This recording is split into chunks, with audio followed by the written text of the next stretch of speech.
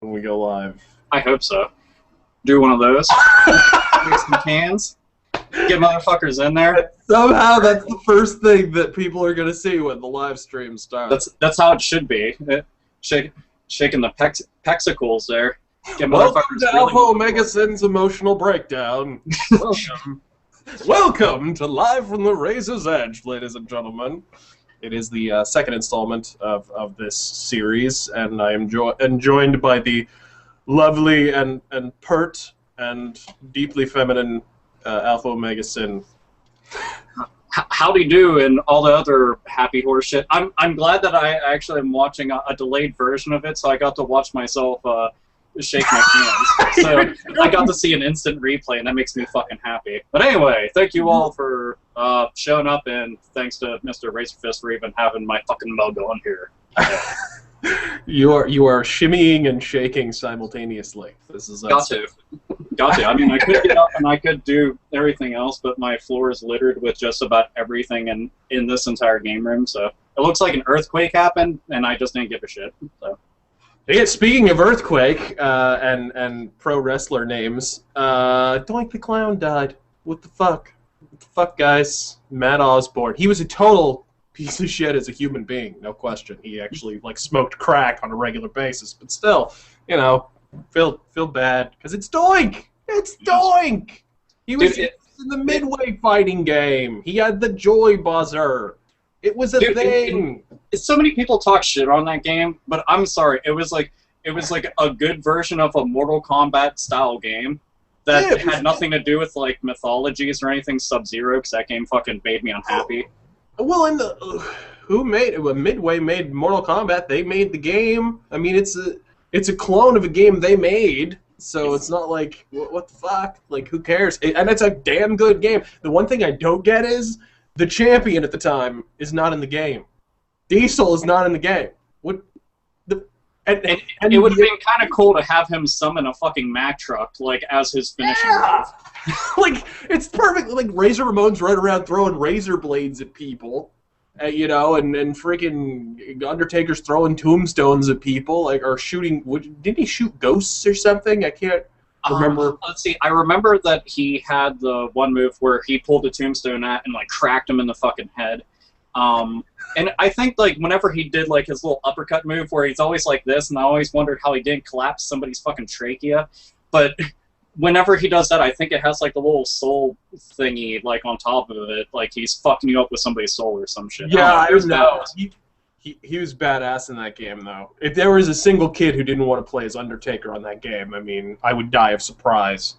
That fucking game was rad. And I really liked, even though people hate this game, and it also didn't get an arcade release, which is bullshit, but WWF In Your House for the PlayStation, and I think for the Saturn as well. Not that we'll hold that against it. But fucking In Your House, I really like that mainly because Goldust's in it. And he turns you into a gold statue of himself. That's his fatality. It's genius. Now, I liked Shawn Michaels' finisher. He does his fucking sexy boy pose, and then drops the Heartbreak Hotel directly on them, and fucking dunzo. Not getting them after that. If a hotel falls on you, that's pretty much it. Yeah, like, isn't Triple H in that game, or is he? I don't think if he is, he's going by Mr. Schnoz Hunter Hearst Helmsley, the fucking blue blood. So he'd be going by that shit. None of the Triple H, none of the I'm fucking the daughter of the entire company. We didn't have any of that, unfortunately. So. Oh yeah. So, anyways, yeah. As we're doing this, fire as many questions as you like up into the comments section, and we'll answer them as we go along. And there'll probably be a few phallic illusions scattered through. I just have a slight feeling there might be the odd dick joke. Just maybe. There's always an odd dick joke. If there isn't, it's not being done right. It means that we're half-assing things. So exactly.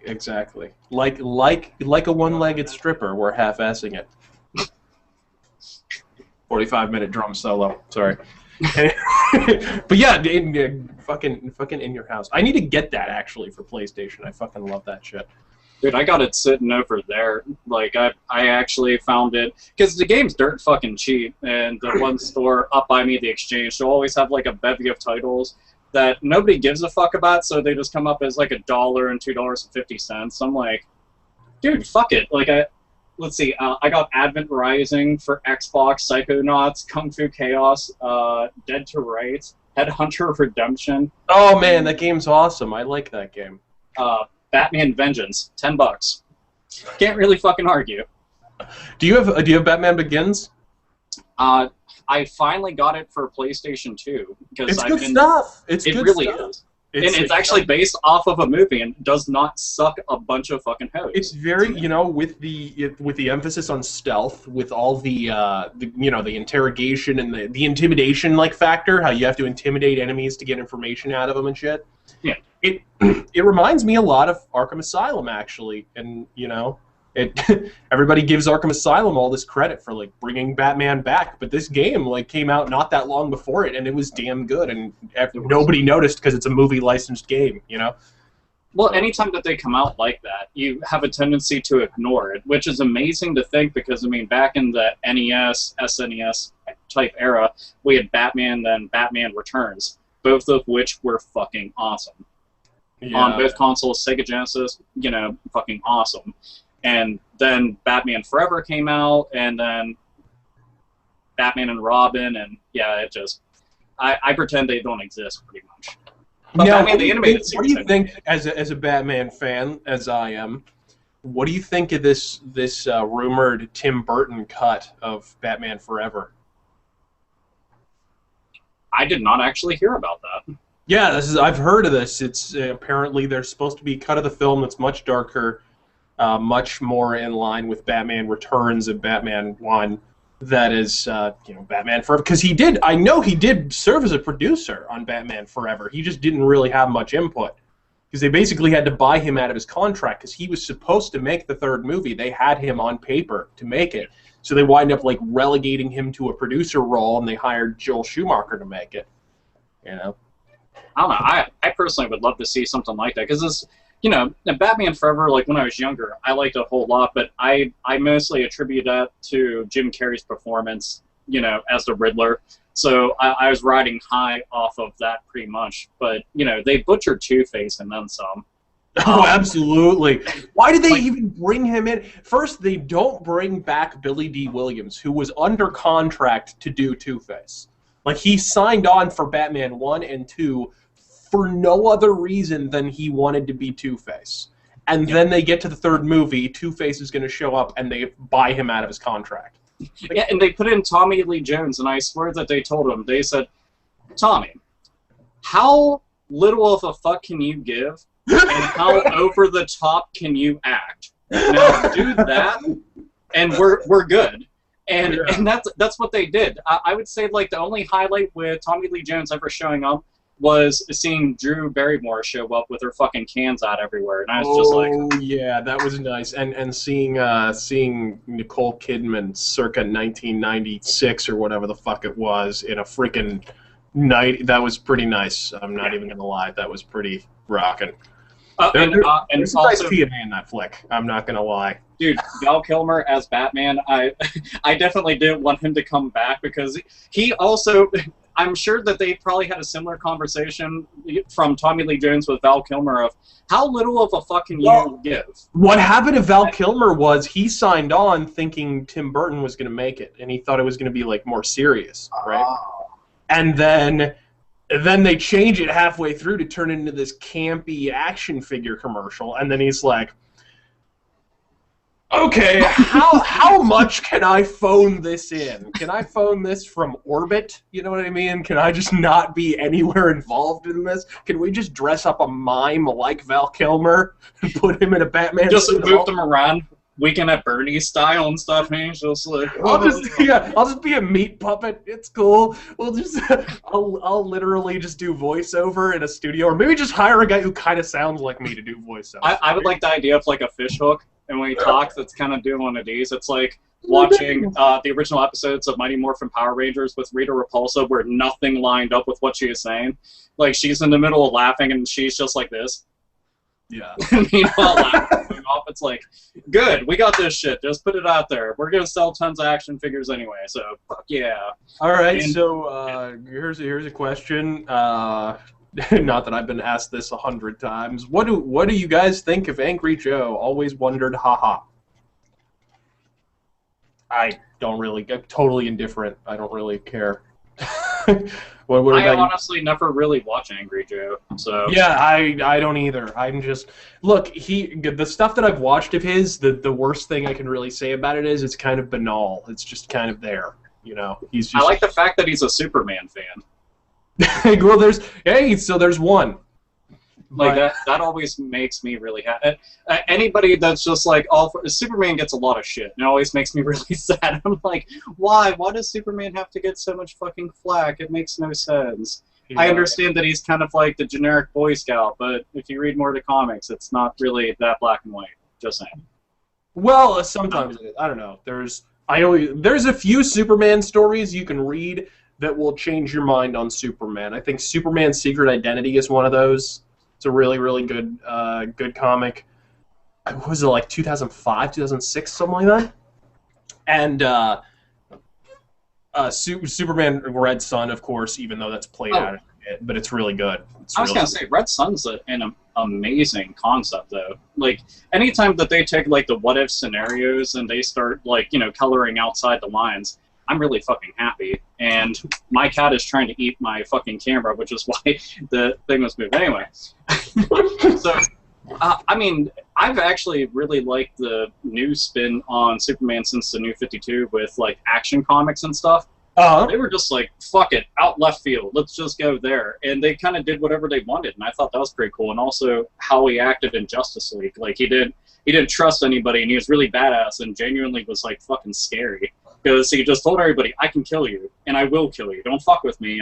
I'm Soups. Raw. Yeah. The one thing I don't like, and it's reflected in the new movie, is they got rid of the underwear. And when the underwear... Here's the thing about the underwear. The superhero underwear is stupid, okay? There's no question about it. It's retarded.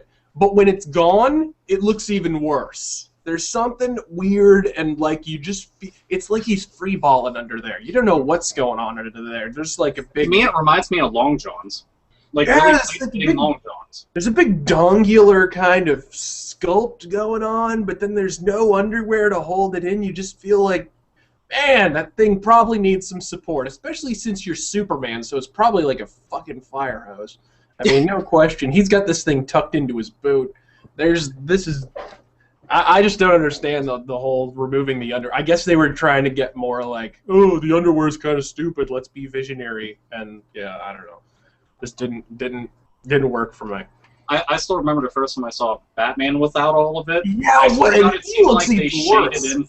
Dude, they shaded his crotch. I swear to fucking God they did. Like, and it was weird because they're just like they're shading it in a whole bunch. I'm like. I could already tell, like, the fucking dude who's penning it, it's like, I miss the underwear so much. This is about as close as I can get. It's like, God damn it, I didn't have to shade a scrotum before when we had underwear here. Dude, but, I mean, okay, you and me are big fans of fucking Nightwing. Also, there's the whole thing of Spider-Man. They always put them in, like, these random poses where their fucking legs are, like, super apart at random angles, like it's trying to tell time on a fucking clock. And it's like crotch, dead center in the screen. And you gotta imagine that the dude who's fucking like shading in is like well, you know what that reminds me of? Did you remember the early trailer of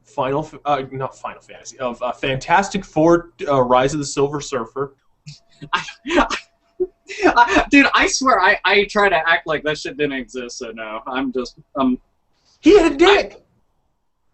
What? The first trailer released for Fantastic Four Rise of the Silver Surfer, like the very first, they changed it after the fact, but originally he had a big flopping dickhead. The whole thing.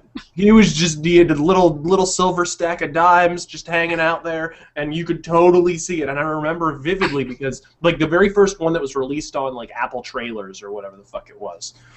And I remember I was working at a comic store at the time, and like we'd been waiting for this because I'm a huge Silver Surfer fan. I'd been wanting to see Silver Surfer on the big screen for a long time. And fucking, we're sitting there chopping at the bit. We're like, finally, it's gonna be released. I go to work. I'm there with all my coworkers and whatever. We're all comic fans. We're gathered round, and Silver Surfer penis. Like, what the fuck? I didn't. I like to think like maybe they did that, and then they're like, well, what would Galactus say? Put all that shit away. We can't have that going about like this in space. So, and hey, we hit our founding. We have nudity laws in space. Like, can't have that shit. You know, meteors and stuff like that. What if it just right into it? You know, do you want that to happen right on the tip? You're gonna fucking buckle and go right. It'll be like Silver Surfer for NES. You're gonna crash headlong into something, and then all of a sudden he's gonna be on a surfboard like this. Yes, do it. I'm like, all because he got hit right in the fucking. No, let's do it. Well, we got to do the Silver Surfer pose in stereo. Let's do it. Ready?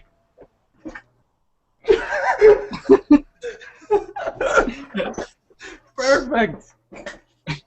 And you know what? Say what you want about Angry Video Game Nerd, but when he reviewed that shit and then he kept on talking about just seeing that screen over and over again, I was just like. Because that's what the fuck happened to me. I died and I was just like, so fucking sick of seeing this shit. No, oh my god, it's so true. That was a really good video, actually.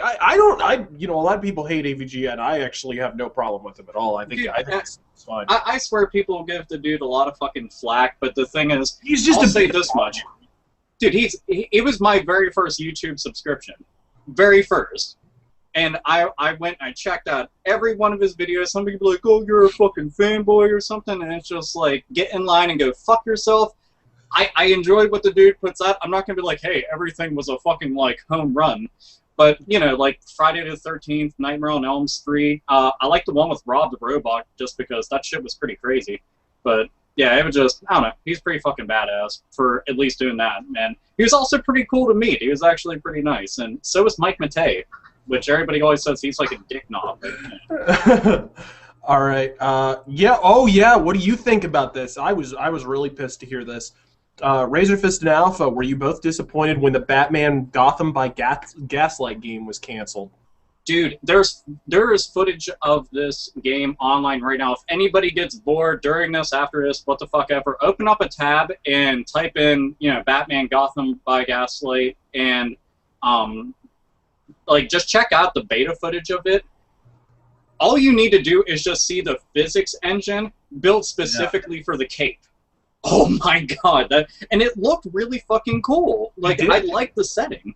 No, I've always liked Batman Gotham by Gaslight. It's a really, really cool concept. I like the interior art, not so much the covers of the series, but the interior art was really, really good. And it's just an interesting concept. You know, it's very Alan Moore. But it's, you know, I really enjoy it. It was a badass fucking idea. I don't know. I thought that would have been really good. But the thing is, I'm sure that while they were making it, because it's not one of those, you know, top tier books that everybody outside of comic books knows about. Oh, here's a good fucking question. I'm sure you could talk our fucking ear off about. I know I could. Seeing as how you guys are both talking about comic book heroes, what are your guys' favorite animated series? Oh, fuck. Do you want to go first on this? Yeah, for sure. I'll go first. X-Men, of course. Fucking X-Men is classic. God, and you know, I got it on DVD now. It's just as good as it was back in the day. The animation, not so much. But I don't know. Some of the, depending on the episode, because there's it depends. It was like they changed. It was like they changed artists every single episode. It looks like they changed budgets on certain episodes, because it's like, it goes from being amazing looking, then all of a sudden it's just like, how much do we have? Yeah. Right, 10 hours and $30. Throw it together. It's freaking bizarre. You remember in like the last season of X-Men where they randomly changed the art style completely and got like super cartoony looking? Yeah. And that had to be, you know that had to be because of parents. I remember there was a lot of controversy when that show was on the air. Parents who were like, they're drawing women too sexy, and they're like, there's too many boobs and, you know, crotches, and like it's just too suggestive. And they got people kissing and there's things happening.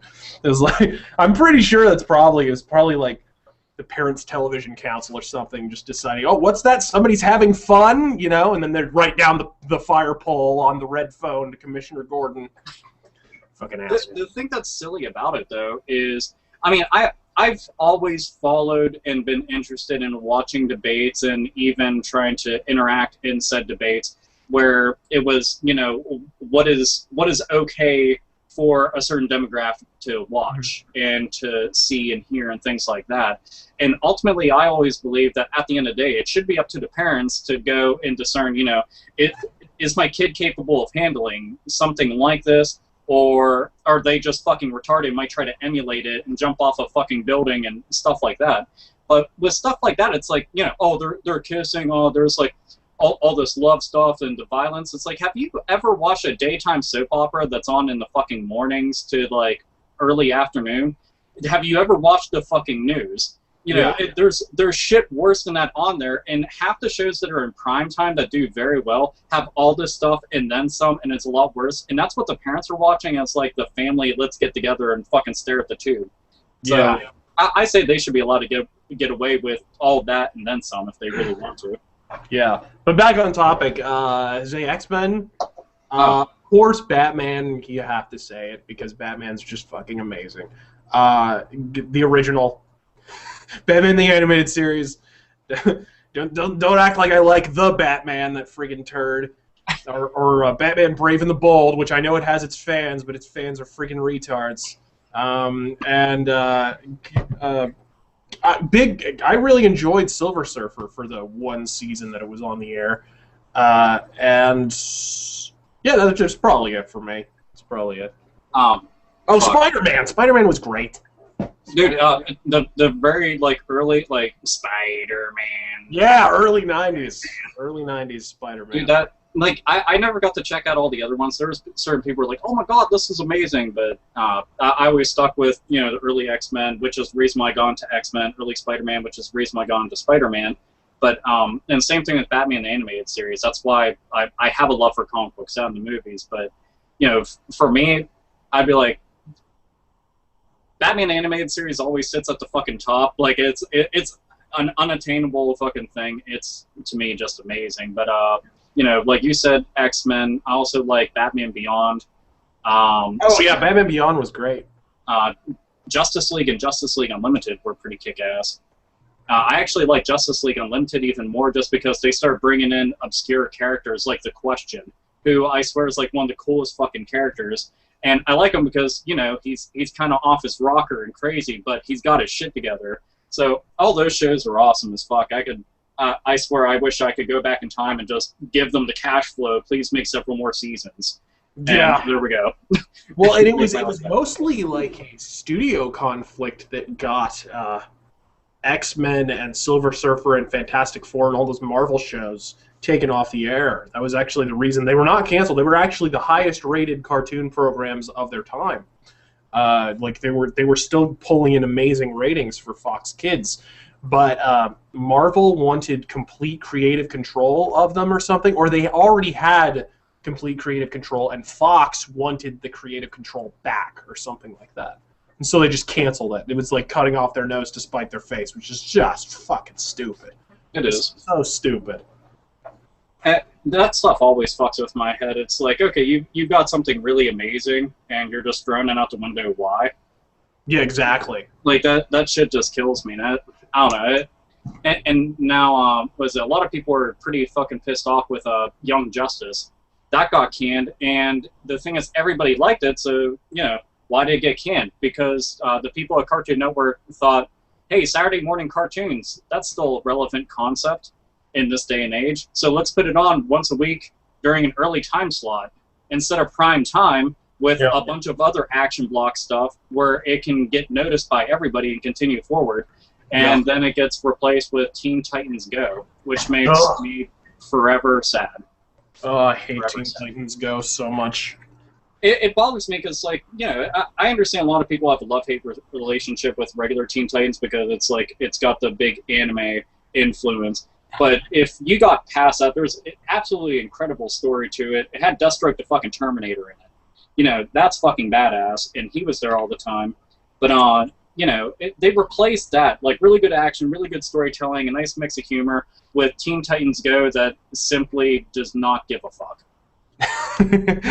Absolutely. Yeah, and what is it like? Teen Titans Go seems endemic of like the kind of shift away from more realistic, kind of adult themed comic book related cartoons to more like Marvel superhero squad kind of like Batman Brave and the Bold, like sunshine, flowers, and happiness, and formulaic enemies. Like that whole kind of approach that's happening. I fucking hate that because I like something that, you know, I'll go back to fucking Batman the Animated Series again, but it's a really good example where it didn't go and just aim for one audience. They had such a nice mixture of everything. You know, adults could get into it because it didn't insult their intelligence and it wasn't extremely childish. Yet it didn't cross over any lines where it needed a much higher rating, and it still told a really good story, had good action, fantastic fucking art, and it's like, why can't you just do that? It works. It's been proven to work. What the fuck are you going for with this? It's like they want to revive the concept of Looney Tunes or something, but they're going to do it through superheroes or something. Oh god, and they brought back Looney Tunes, unfortunately. Except for they didn't do it right. That's the problem. No, sir, they did not. Oh my gosh, it's terrible. Let's see here. What is your favorite? I don't even know. Alpha, what is your favorite character in Tales of Abyss?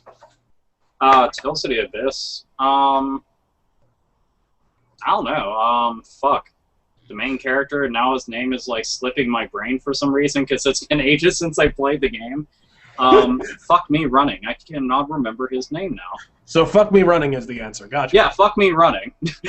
But yeah, the main character, just because, you know, he was one of those, I don't give a fuck, and I'm spontaneous and shit like that. So that was, I like characters like that. They just don't give a shit, and they have to learn to grow up, basically, or else they're basically going to fucking die in combat because they're retards. So, oh my god! So what do you think about this proprietary bullshit with the Xbox One headsets thing? I actually have not heard anything about the headsets. They're saying that none of the headsets on Xbox 360 will work on them because they use a new proprietary format that's supposed to speed up the transfer of data between the headset and the console or some shit. I didn't know that there was like such a fucking large delay.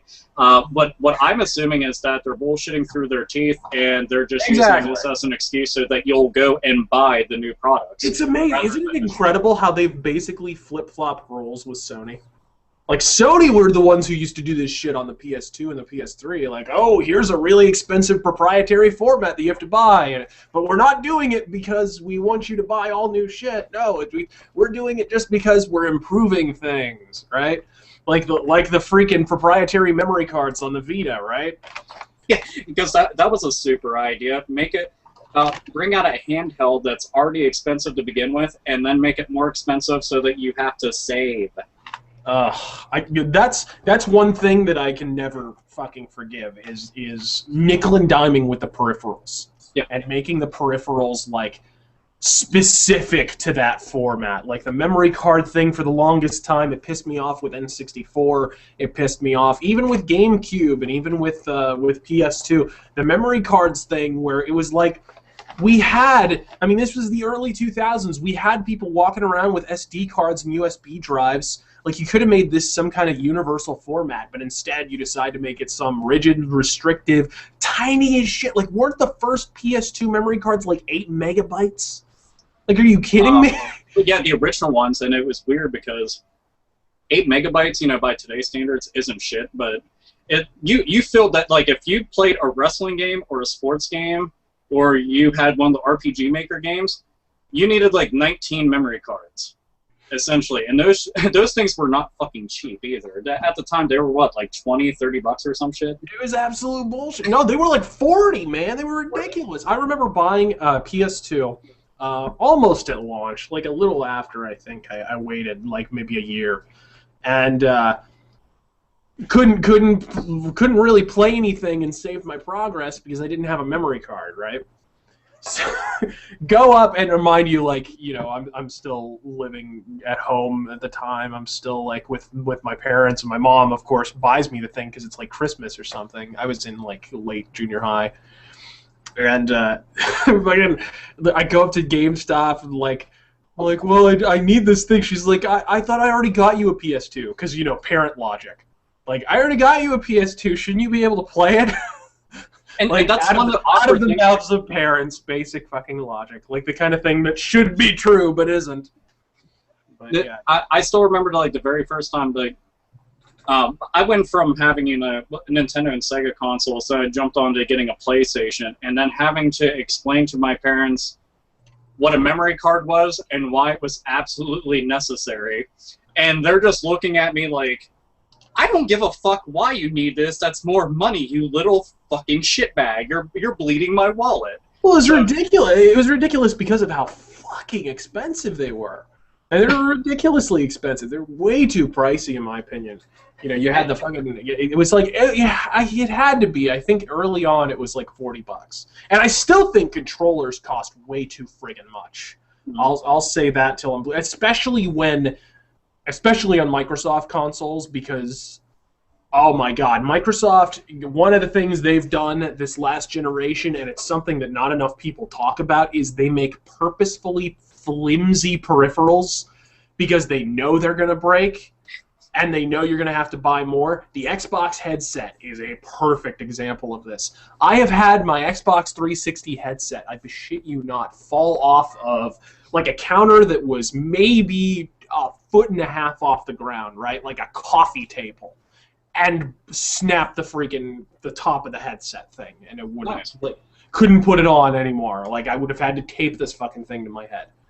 Like, it just, the flimsiest peripherals in the world, and it's totally purposeful. It's totally built-in obsolescence. You know, it's like the fucking light bulb thing. They've had light bulbs that could last forever for how friggin' long, but they're still making the same kind of light bulbs that burn out because they know they're going to sell more. Oh yeah. Well, that's the thing. It's, you know, it's the same exact mentality I always look at with pretty much everything nowadays, including modern medicine, is why sell the cure when you can just sell a temporary cure over the long course of time and make a lot more money that way. Yeah, exactly. Like, because if you go and you cure the problem up front, then they don't have a reason to come back. All right, so since there's just arcing ropes of fanboy-jism smacking my face over this game over the last, like, 2 weeks, have you played Last of Us, and what are your thoughts? I have not gotten a chance to play it. It's been on my to-do list desperately because ever since I first got to see any footage of it, I was happy to see a survival horror game that was more about survival.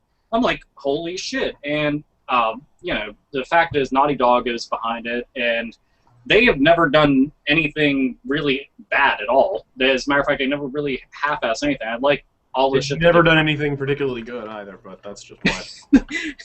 I've never understood, like, the Uncharted thing, the Uncharted 2 will redefine gaming, like, thing. I was going to say, but what about Crash Bandicoot? All right. When Crash Bandicoot was good. It was okay. I mean, it was a good 3D platformer. It's okay. But, yeah, I don't know. Last of Us, it looks like it has the same problem that Uncharted does, and that is that they've confused making a game with making a series of set pieces strung together with, like, a narrative that just teabags the player from beginning to end, and there's very little, like, variation or choice therein. Yeah, I imagine there's plenty of choice within the context of the gameplay, and based on, you know, what I'm seeing, it just looks very, very linear. It looks like a Naughty Dog game. It's very linear, very point A to point B, very, you know, set piecey. That's fucking Last of Us. It's fucking everything Naughty Dog's done over the last, like, 5 years. You know, that's why I couldn't get into Uncharted. It was just beyond the fact that it was Dude Raider, you know. Dude,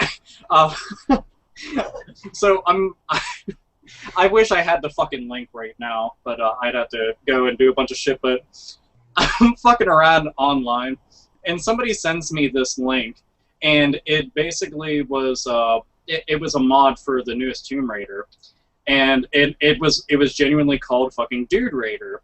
So they take a fucking dude, put him inside booty shorts, and he's shirtless, and they put him in all the fucking like girly poses and shit, and like he's doing like duck face and stuff, and he's all like, Yeah, speaking of which, and it was. I fucking sent this to my girlfriend. She was fucking dying because she's a big time Tomb Raider fan. I'm like, do you want to see Lara Croft with a cock? And I'm like, there you go. And she fucking died, man. It was awesome. Did you hear? Speaking of Last of Us, somebody just mentioned it. Is that the game with Ellen Page? Did you hear that Ellen Page is actually pissed that they used her and didn't pay her for Last of Us? I didn't know that they. Which I don't. Honestly, I have to say this up front. I really don't blame her. Like, she kind of has a legitimate grievance. I mean, especially since she's working with a first-party Sony studio on Beyond Two Souls already. Yeah. Which, I don't understand why... Yeah, never mind. That's a whole other rant. I like that you caught yourself. You're like, dear God, it's going to be like 20 minutes, and I'm just canoing all over it. I can actually see it flashing in my mind. I like that. I need to take shape. You saw several minutes into the future, and you were just like, I don't know if the internet can handle it right now, let alone a live audience. But apparently she's actually pissed that they decided to, I guess, model her unibrow in 3 dimensions on fucking Last of Us, and like they didn't say like, oh, we're starring Ellen Page and using her voice. They used some other girl's voice actor, but they clearly used her physically for this girl. They obviously did, and they haven't. And that's another thing. They haven't really made reference to it. I'm talking about Naughty Dog here. Yeah. They haven't really made reference to the fact that, hey, you know, there's kind of 2 Sony games coming out that have Ellen Page in them, and she only gets credit in one of them. So I can kind of see where she's coming from, honestly. Well, no, with something like that, I mean, if they did really take her likeness and they went and popped into a fucking game, then she has every right to be pissed off, because it's like, that's me, and you don't even say it's me. You can't even give me a high five? I'm like, come the fuck off with this. Like, and naturally, you know, she has every right to, but all it's going to turn into is, you know, her fucking manager and lawyer just going to be like, this is a good opportunity to make a bunch of money because that game is making tons of fucking bank. So,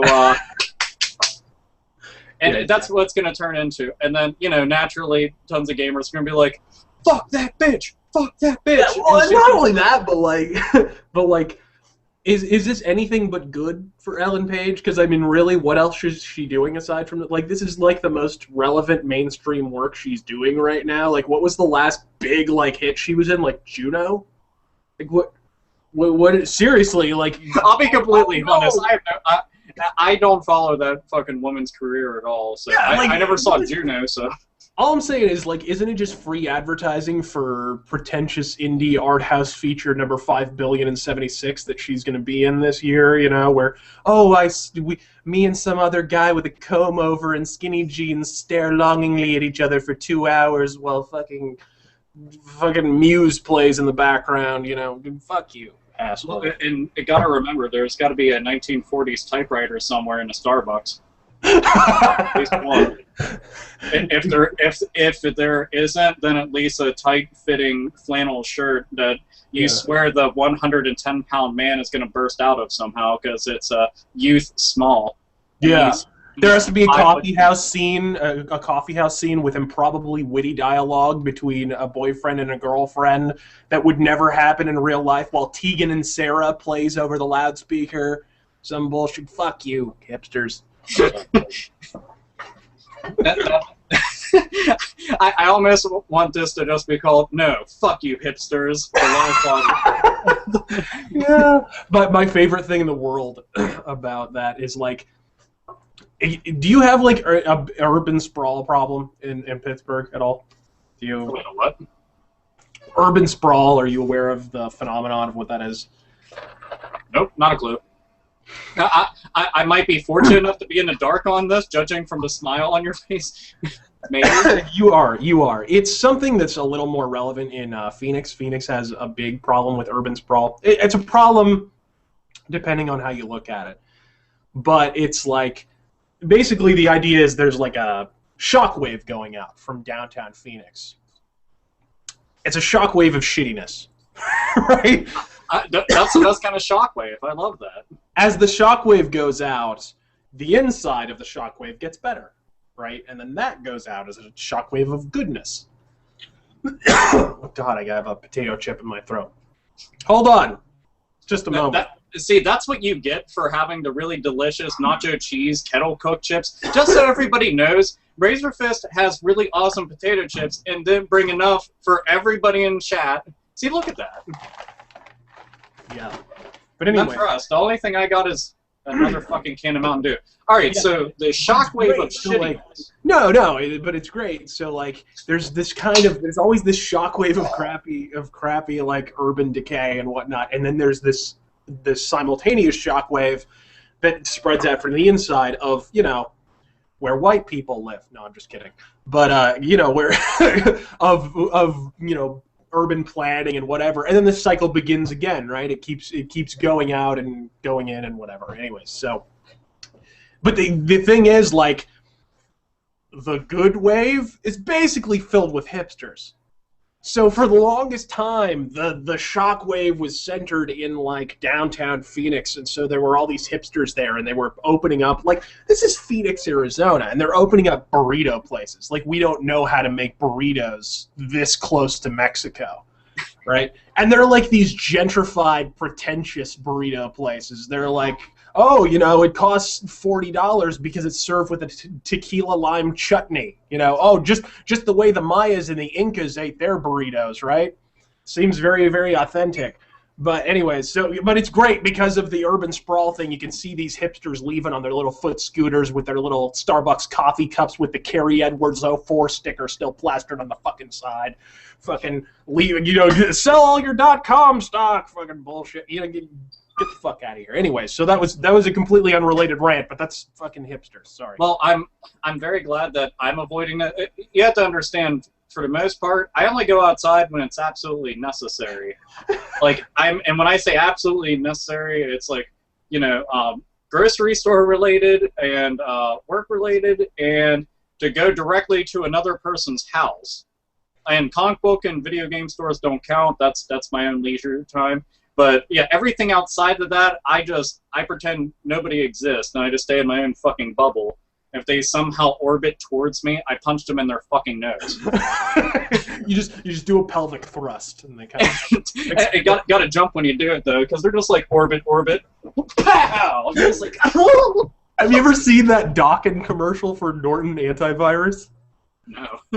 Where they're like, there's a chicken or something, and like the chicken is your computer, and Dawkins is a computer virus, and it's like, protect your chicken from Dawkins. And then, like, you can choose whether or not you want to protect your chicken from Dawkins, and if you pick no, Dawkins does a pelvic thrust simultaneously, and the chicken explodes. It's freaking amazing. I'm sorry. That should happen a little more often nowadays. That's good advertising, frankly. That's how I do your chicken from Dawkins. It's brilliant. Oh, man. I love it. Anyways, someone keeps asking this question. Alpha and Razor, what are your 10 favorite bands? Let's make it 5 so that we can actually do this. Yeah, I was going to say 5's much easier for me because then I have to stop and start thinking and debating. So fire away. What were your 5? All right. They're in no particular order because I could never do such a thing. Pantera, Slayer, Death, Cannibal Corpse, Morbid Angel, there you go. They're some of the main reasons why I like metal. It's not to say any of these bands are better than something like Dark Funeral, for example. Yeah!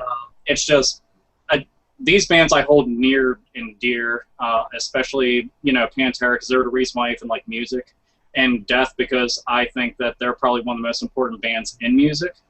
So, that's my 5. Pow! Number 1 for me is Bathory, speaking of important bands. Fucking Bathory is fucking awesome. But like I've said it before, I'll say it again, Bathory's weird for me. Ostensibly, they're my favorite band, but at the same time, half of their discography I have no interest in, refuse to listen to. The fucking Viking metal shit can just go fuck off. Long Walk, Short Cliff, fucking hate it. It's terrible. And but the first 4 Bathory records, Jesus fucking Christ, no band has started off better. And then Accept would be up there, Motorhead would be up there, Anthem, and probably shit. Alice Cooper. I'd throw Alice Cooper up there.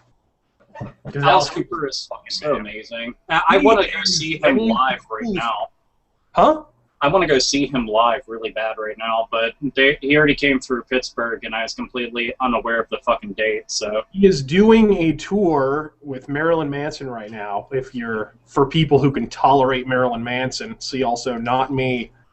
But yeah, he's doing a tour with Manson right now, so a lot of people are going to see him on that. There's actually one thing a lot of people... I kept on seeing it, so this will be one of the times I'm like, I'm going to mention something in the chat room. If you're wondering, I'm actually pointing at the TV, by the way, so you don't think I'm just pointing to random things around my place. But let's see. The stuff that got brought up about Atlas, I had actually did a video about it, and then I was like, fuck, I forgot to mention such and such and blah, blah, blah.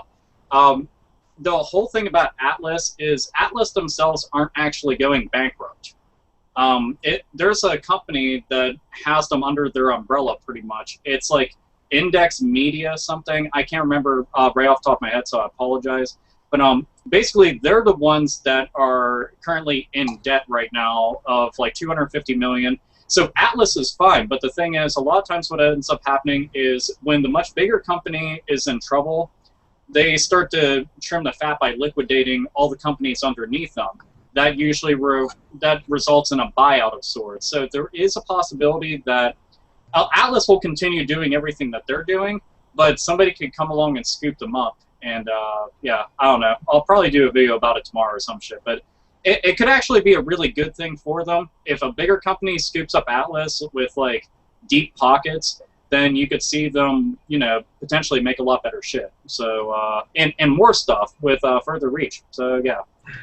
So it's not all bad news. It's just kind of fucky at the moment. Fucky? Yeah, fucky. I did fuckery doodah, and things of that nature. So yeah, that's that listening. I know Razörfist isn't gonna have a whole lot of interest in that, so that's why I was like, I'll tackle it with my nipples or something. Nipple cocks. Go. Yeah, exactly. Let's see here. Thoughts on?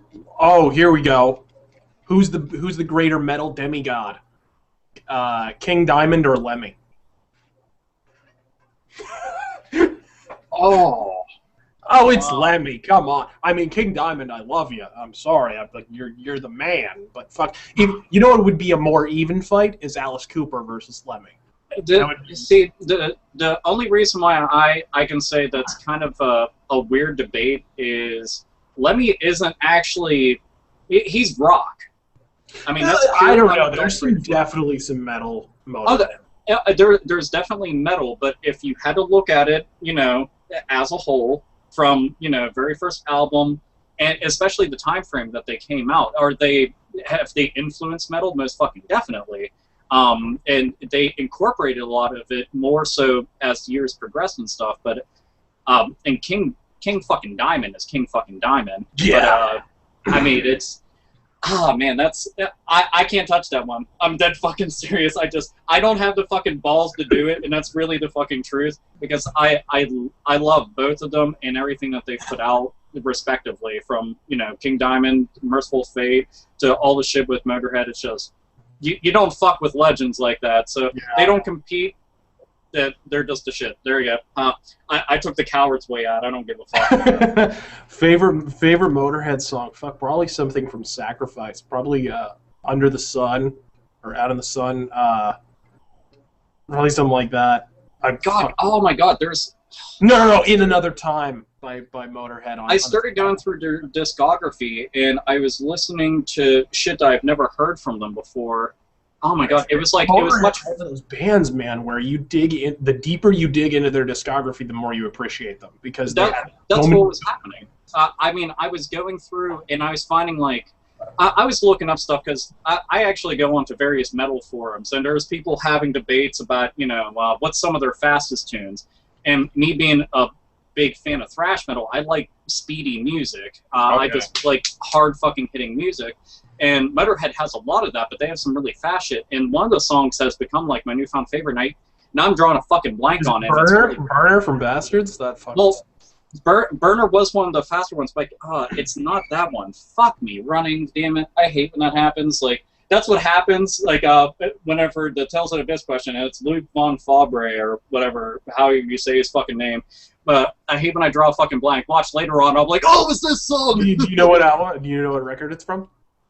To be honest, no, because I ended up it was one of those instances where I was going online and I'm typing in shit, and people were listening stuff, so then I taped it on YouTube to go and find the song. I'm like, oh, that's a song. So as a matter of fact, I could probably find it just by going on to YouTube. Did it have a music video? No, it does not have a music video. Okay, okay. Yeah, it's not one of those like, oh my god, it is totally like one of their super fucking famous songs. But I guarantee I have it somewhere in my favorites. But yeah, if you give me a couple minutes, we can continue forward. I'll definitely find it and be like, it was that song, because I did favorite it as I go through all my ECW stuff. Exactly. Will you and when will you ever do a Breath of Fire retrospective, Razörfist? I hope you're not laboring under the illusion that that was a sentence. But yes, eventually I'll do a Breath of Fire retrospective. Actually, I still have to beat Dragon Quarter, so until I do that, I don't feel comfortable. And it's gonna take like 5 very, very large men to force me to do that. And after the sex, then I'll play Dragon Age. I was gonna say the fast song, it was Locomotive. Oh, okay, sweet. Burner is up there. Like I actually have some of them here. You know, Hellraiser, which Ozzy had fucking did, which is a fantastic song from Ozzy and very overlooked for whatever reason, but it was actually written by Lemmy wrote it. Yeah, Lemmy wrote it. I prefer Motorhead's version over Ozzy's, which some people fucking call heresy, but let's be realistic. It's everybody's from gonna have their bad fucking album, though. It's well, not a really bad album. It's as close to Motorhead comes as Motorhead comes to making a bad album, March or Die, which still, even though it's not so great, it has some good songs on it. I love Jack the Ripper, and they did a cover of Cat Scratch Fever from Ted Nugent, and it's like one of the best covers of that song ever. But yeah, it's a decent record. I mean, there's sometimes, like, I always feel weird about certain bands I like doing covers, because I'm like, please don't do that, but sometimes they'll turn out pretty good. Like, this one always gets a lot of scrutiny, but I really like Death's cover of Painkiller. Oh! Judas Priest. Yeah, that's a really good cover. And okay, here's a question. I know I fucking love it. What do you think about Bushido Blade? Bushido Blade is amazing if you have 2 people that are really good at it playing, because then you have these long fucking drawn out matches, and it's always like one of those things of except for what is it? Did Bushido Blade 2 incorporate that one dude with like the fucking gun or whatever? The gun? What was that nonsense? Like that was the shit that fucking killed it for me. I was like, actually, no. Bushido Blade 2 had 2 people with guns. One of them had a freaking gun, and the other one had an assault rifle. What is that? You give someone an assault rifle and a samurai sword fighting one-hit kill game? Are you shitting me? Basically, what we can start doing is just like, drop a nuke in the middle of a match and just be like, there we go. That was really fucking fun. That's feudal Japan and shit like that. I feel like a real samurai now, just fucking busting out a gun and just being like... Yeah. Just because it's set in Japan doesn't mean we have to mimic Hiroshima, is all I'm saying. It just... I mean, the Bushido Blade games, genuinely, whenever you get really good and you can start doing parries and fucking guards and stuff like that, it can turn out to be really cool matches, but I like the fact that they can be drawn out. But I've actually seen tons of different situations where it was like, a long ass match, and I'm talking like half an hour plus, and they're just sitting there going at it, and it was fucking impressive stuff. So yeah. Yeah.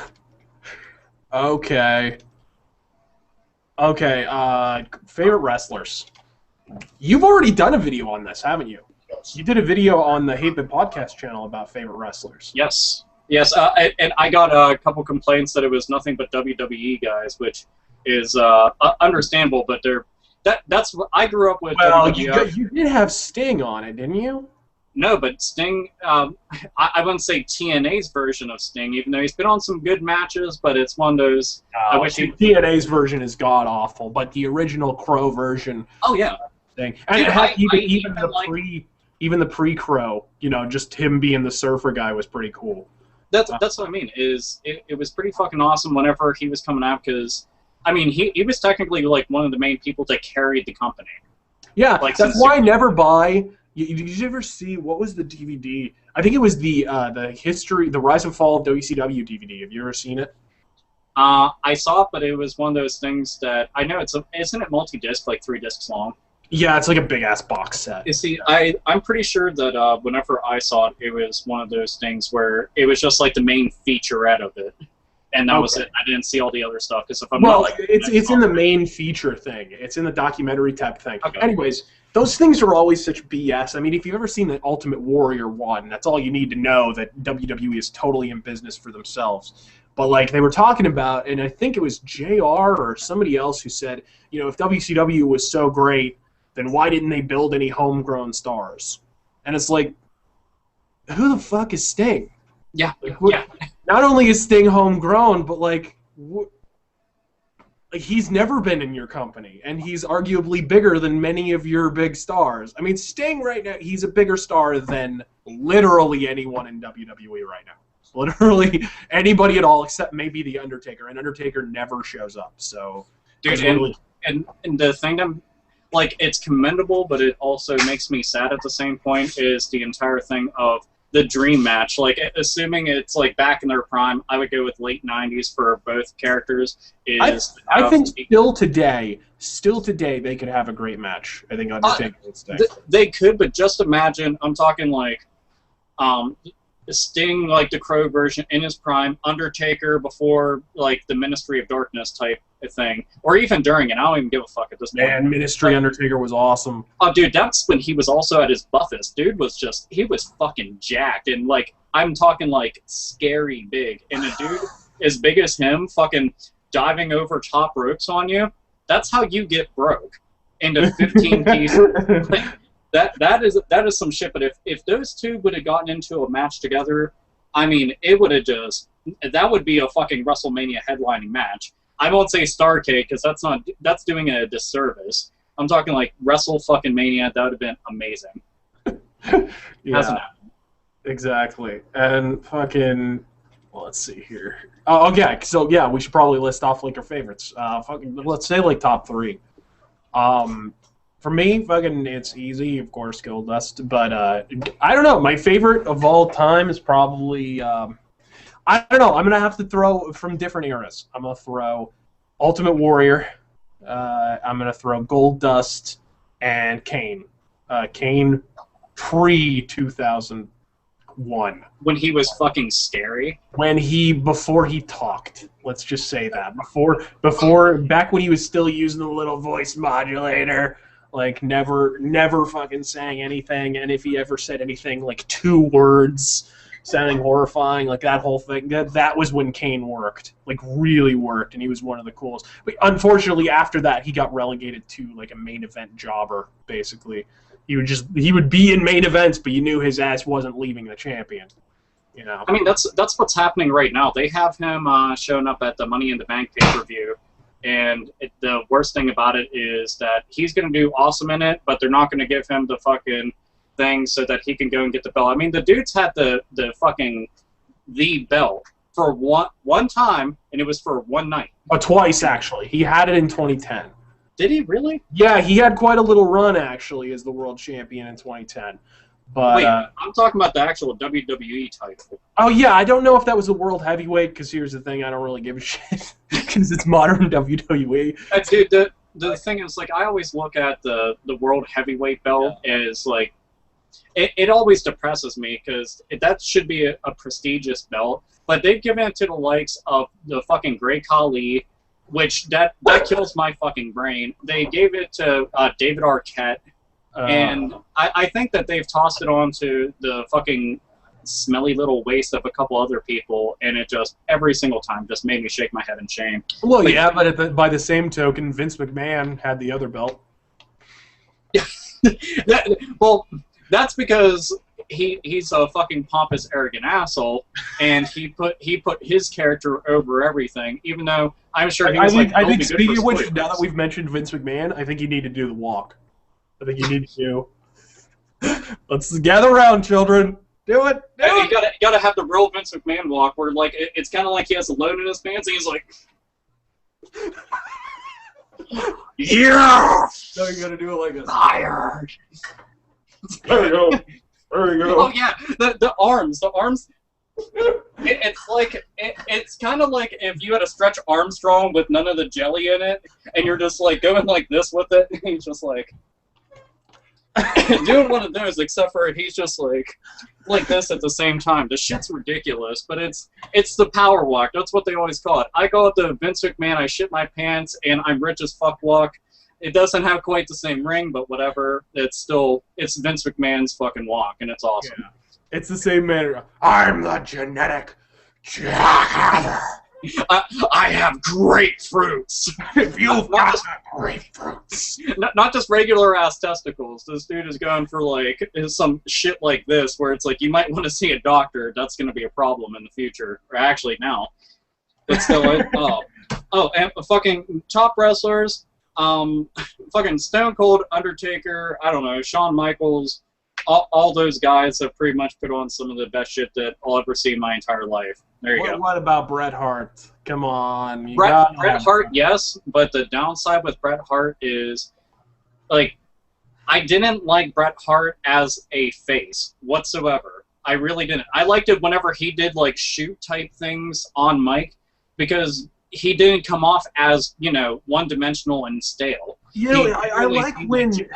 I always felt like they should have done what they did with Stone Cold with Bret Hart. Like, am I crazy? Like, his name is the Hitman. He was running around in a leather jacket and sunglasses. He was like, he kind of looked like a badass. And you were like, it seemed like a missed opportunity to not have him be like the babyface renegade type character. But they never. Surprising. I mean, the thing is, I think that was more with him though, because he was over with, like, you know, men, women, children, like everybody. He was the face of the company. He was the workhorse in addition to being the face of the company. And it was just one of those situations where I think that he felt that if he went and tried going, you know, off kilter and going in a different direction, that everybody would turn on him. And coincidentally, whenever, like, you know, the Attitude Era started to begin, good. Great question. Hold on. You can finish in a second. Hold on. But wrestlers you can't stand the most. Man, waiting to talk about that. But continue. Sorry. Here, I'll actually finish this up real quick, because there's oh my god, wrestlers I can't stand. But basically, the Attitude Era started up. Bret Hart, still being Bret Hart, got viewed as a bad guy because he wasn't being as over the top as everybody. He was going against, you know, people that were going against the grain that were becoming big at the time. You know, Shawn Michaels was kind of like saying, fuck you to everybody. And in real life, he was an asshole, so he wasn't kidding. And Stone Cold was just being himself, pretty much. And then Bret Hart is still being Bret Hart. And everybody was like, that's boring. Fuck you, Bret Hart. And when he became bad guy, then jumped ship, and then WCW had no clue what to do with him. And that's God, they ruined him. He could have come in, like, he should have come in right off the bat. Should have feuded with Sting, in my opinion. Dude, yeah. Oh, it should have, but, you know, that was the whole thing of politics. Everybody that was running the show, they're like, oh, Bret Hart's coming in? Yeah, knock him down to mid-tier and give him the fucking, the U.S. Championship belt? You know, one of the most prestigious heavyweight champions. Let's give him a second-tier belt, and, yeah, that should fucking call it a day. And that was all Hulk Hogan. It was all Hogan. Oh, yeah. Dude, I love Hogan, and you can never take away anything Hulk Hogan did because he's Hulk fucking Hogan, and I'll never, no matter how much of a backstage asshole he was. And he was a real American that fought for the rights of every man. It's true. It's a fact. it was said every time they came out. Turns out his vitamins were rhino steroids, but you know. It's muscle milk, but you know. The wrestlers that we can't stand. Yes, wrestlers that we can't stand. Okay, no, you got to do this first. You got to go first. Let's see. Wrestlers I can't stand. Number one, and I'd mentioned him earlier, but every time that, like, if any of you got to see, like, I know a lot of people are like, oh man, we get to see Alpha rant about video games. You have not ever seen me flip my shit watching wrestling, like, live. Every fucking time that the Great Khali comes out, I want to fucking hurt somebody. I'm talking, like, genuinely, whoever is the fucking booking team at WWE, I want to punch their fucking lights out. Because this dude can't wrestle. He legitimately can't. This isn't me being a dickhead. He can barely fucking walk. Let alone, like, and what's his moves? I'm going to put you in the corner, and I'm going to do this a couple times. He can't talk.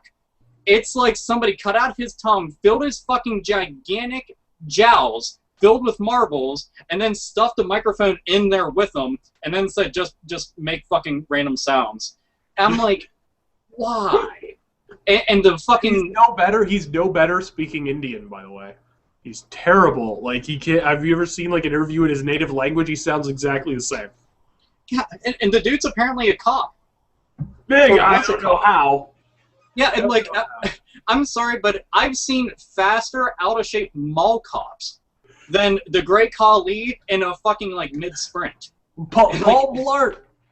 No, that's the fucking terrible. Wow, that's... It's sincerely, like, he ruined... And I got to watch him at Judgment Day, was it 2006? You get to watch him live beat The Undertaker with a chop to the head. Yeah, an over-the-hand chop. The Undertaker, you know, one of the best wrestlers. I don't give a fuck what anybody says. One of the best wrestlers, best characters, best gimmicks, best anything within wrestling. And he was beaten by somebody going like this. Like, you have no idea how loud the rolling waves of boos were. It was crazy how pissed everyone was. They were like, oh, man. And it happened so quick, too. It was a short match. Yeah. And Undertaker totally... Like, there was a little bit of interference, I think, from Daivari or something. But it was basically a clean win. Oh, it was dick. That was terrible. It's very fucking bad. Another wrestler that I couldn't fucking stand, and I think it's mostly because he's not utilized correctly, is Zack Ryder. I can't wrap my head around that fucking guy. The whole, like, broski thing. And it's like you wrote on the fucking 2 minutes of fame of all the fucking, like, Jersey Shore shit, and you're trying to use this as a gimmick, and the only thing that you can say is woo, woo, woo. No, yeah, they couldn't even piggyback on that success. They didn't even push him when Jersey Shore was, like, really hot. Back when it actually was. It made even less sense because he was teamed up with Edge. It was him and somebody else. I forget who the other fucking guy was, but they had them coming out, and I'm like, okay, this would be a good way, you know, get a fucking main event guy to go and bring in these other dudes, and then they can blossom and go out on their own. That's how, you know, Edge and Christian got big. They fucking came in with other people. Many tag teams go and do stuff like that. They fucking bury the guy every single time. I'm like, why do you even have him come out? Edge may have been part of that. If I were going to list off people I can't stand, Edge is at the top of the list. I have fucking hated Edge for so goddamn long. If you look at the career arc, okay, he never was not pushed. He had a rocket up his ass 24/7, 365 from the very moment he was in. And even when his career was over, they were still pushing him. Like, That's true. He retired, and he's still in storylines, and he still has stuff to do. And it was like, Jesus, like, what? How long and hard did this guy blow Vince McMahon? Is my question. Like, what? Like, overall, I can't say shit because I'm actually a big fan of him, but that's mostly due in part to the matches that he's been in, like all the TLC matches, all the fucking ladder matches and stuff. He always did some crazy ass shit. Like him, the Hardy Boys, the Dudleys, always mixing it up. And I think the Hardys deserve more credit for those because Edge was like, if you look at those matches, especially like the one at WrestleMania 2000 or the No Mercy one with the Hardy Boys versus Edge and Christian, which I wish Gangrel had been involved in. That was bullshit. They kicked him off from ringside. That would have been really cool. But anyways, so like they had their little like ladder matches and whatever. Edge was always the one like giving the moves. He was never taking them. Like, he didn't take many big moves in those matches. It was all Jeff Hardy and poor Christian getting thrown around like ragdolls, and Matt Hardy to a lesser extent. And Edge was pretty much like unscathed by the end. And the thing that really pissed me off was like, is there a single one of those where Edge and Christian didn't win? Like, is there a single one? Did they ever lose a tag? To be honest, wait. Were Edge and Christian involved in the one with Terry Reynolds to get her managerial services? I can't remember if they were involved in that or not. I know that it was just like a big fucking gauntlet type thing. But I don't remember if No. That was the only one that the Hardy Boys won. That was the only one, and it was the first one. So to their credit. But after that, like, they lost to them at WrestleMania 2000. They lost to them at WrestleMania X7, and of course they for a while, and that was really bad for their careers probably. They were having those matches on freaking Raw and SmackDown. They were having ladder matches on. Like, they're kind of wasting the matches at that point, but yeah. I want to say one thing. Somebody complained, quit talking about wrestling. I forget who the fuck it was. It's somewhere in the comments. Go fuck yourself. I don't care. Because here's the thing. Me and Razörfist actually like wrestling, comics, video games, metal, so we'll just talk about a lot of shit. So if you can't handle wrestling, click back on the browser. Yeah, we're gonna do what we want. Don't you have an immediate relative to deflower? Isn't there something else you could be doing with your fucking time? I know your time is valuable. You could be coming up with a cancer cure here, you fucking dildo. But and here I'll say this. Keep getting asked, what are our thoughts on Hyperdimension Neptunia? I've seen that question like 100 times. I know Razörfist has not fucking played this. I actually have the game. I do not like it. I don't like it at all. I think the game fucking sucks. It's got a shit battle system. The storyline tries too hard to be funny, and it gets like overly cutesy. I was kind of excited at the prospect of it because like it has a sound idea that it's like these characters that are supposed to be like video game companies and shit like that, and breaking like the fourth wall and all that shit. I'm all for that. It was just pulled off in a really craptacular way and just wasn't entertaining. And that's not just me saying this. I let a friend borrow it who's all about JRPGs, and he wanted to vomit in the case and give it back to me. So, yeah, there's that. Anyway, that was all. I'm sorry, I kept seeing that fucking question. So. All right. Oh, yeah, how do we feel about Hideki Kamiya of Platinum Games making the next Star Fox game? I didn't hear about that. Yeah, well, I don't know. I'm just excited that there's going to be a next Star Fox game. I really could give a shit who's making it. I don't give a fuck if BioWare's making it. Just fucking make a Star Fox game. We've been wanting it for years. It's been way too long since the last one. The thing is, Star Fox is amazing. If anybody's watching this, even if you're like, I can't really get into Nintendo games, give Star Fox a go. It's just a fun-ass... Like, you can pick it up and play it. It's very easy to pick up and play, but then the levels all progress and get a lot fucking more difficult. And I know that everybody has their gripes with Star Fox Adventures because it's not, the Star Fox game everybody wanted. It was basically Fetch Quest, and that was about it. It was Fetch Quest starring Star Fox. And it was okay, though. Like, as a 3D platformer, Adventures was all right. I mean, keep in mind, it wasn't a bad game, but it wasn't the Star Fox game everybody was expecting. Yeah, and it really called attention to that fact by having those segments where you were actually flying in the R-Wing in between missions. It was like, hey, this is the game it could have been. Yeah, that was. I wish that they would have like made it probably like 40-50. Yeah. Or not 40-50, 40-60 because math and shit. Make it 40-60 where it's 40 being the fetch quest adventuring type thing, and then 60 where you're flying around doing your thing. I would have been super happy with that. Unfortunately, it didn't turn out to be like that. Yeah. Then Star Fox Assault is right up your alley because you're hardly ever in the R-Wing. You're virtually always running around on foot, or you're in a tank or something like anything but being in an R-Wing.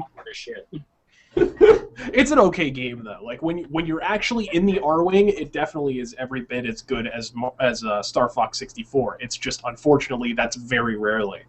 But I really enjoyed Assault. Was it Joshua Bond said that FX engine? Goddamn straight that engine, dude.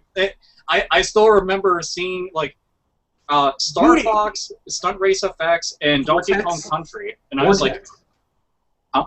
You don't remember Vortex? Vortex? Yeah, Vortex was an FX engine game. I did not play that. Yeah, you're like in a mech that transforms into like a plane and all kinds of stuff. It's totally an FX engine game. You should definitely play it. It's harder. I was gonna say, who makes that? Oh shit! I have a copy of it up there. I could look, but I don't think it's first party Nintendo. It was like a third party. I think it's like Brain. Vicarious Visions. Maybe I cannot remember. I honestly cannot remember. Well, I was gonna say, well, I'll find it later. It's a great game, though, and not quite on par with Star Fox. But I love that art style. I think that's the one thing that's great about the original Star Fox. It's why, in my opinion, nothing will ever surpass Star Fox and the unreleased Star Fox 2. Because they've got, like, even though the graphics are primitive, the art style, because of the primitive nature of the graphics, kind of works. You know, it's abstract looking, and it like you go back and play it, and it looks okay. You know, like you can accept it despite how much modern graphics have advanced. You know, it looks pretty cool. I personally don't like. I think it's weird. Like recently, and I came across this problem so fucking often, and it bothers the ever loving shit out of me. I got invited to. My one friend, she invited me to her boyfriend's house, and he has like this gaming get-together, brouhaha, and stuff. And yeah, she kept on telling me, "Oh, you'll like everybody there. They love comics and video games and shit." I've never felt so fucking out of place with people that I should have had a ton in common with, because everybody was like riding the dick of fucking first-person shooters and like graphics fest.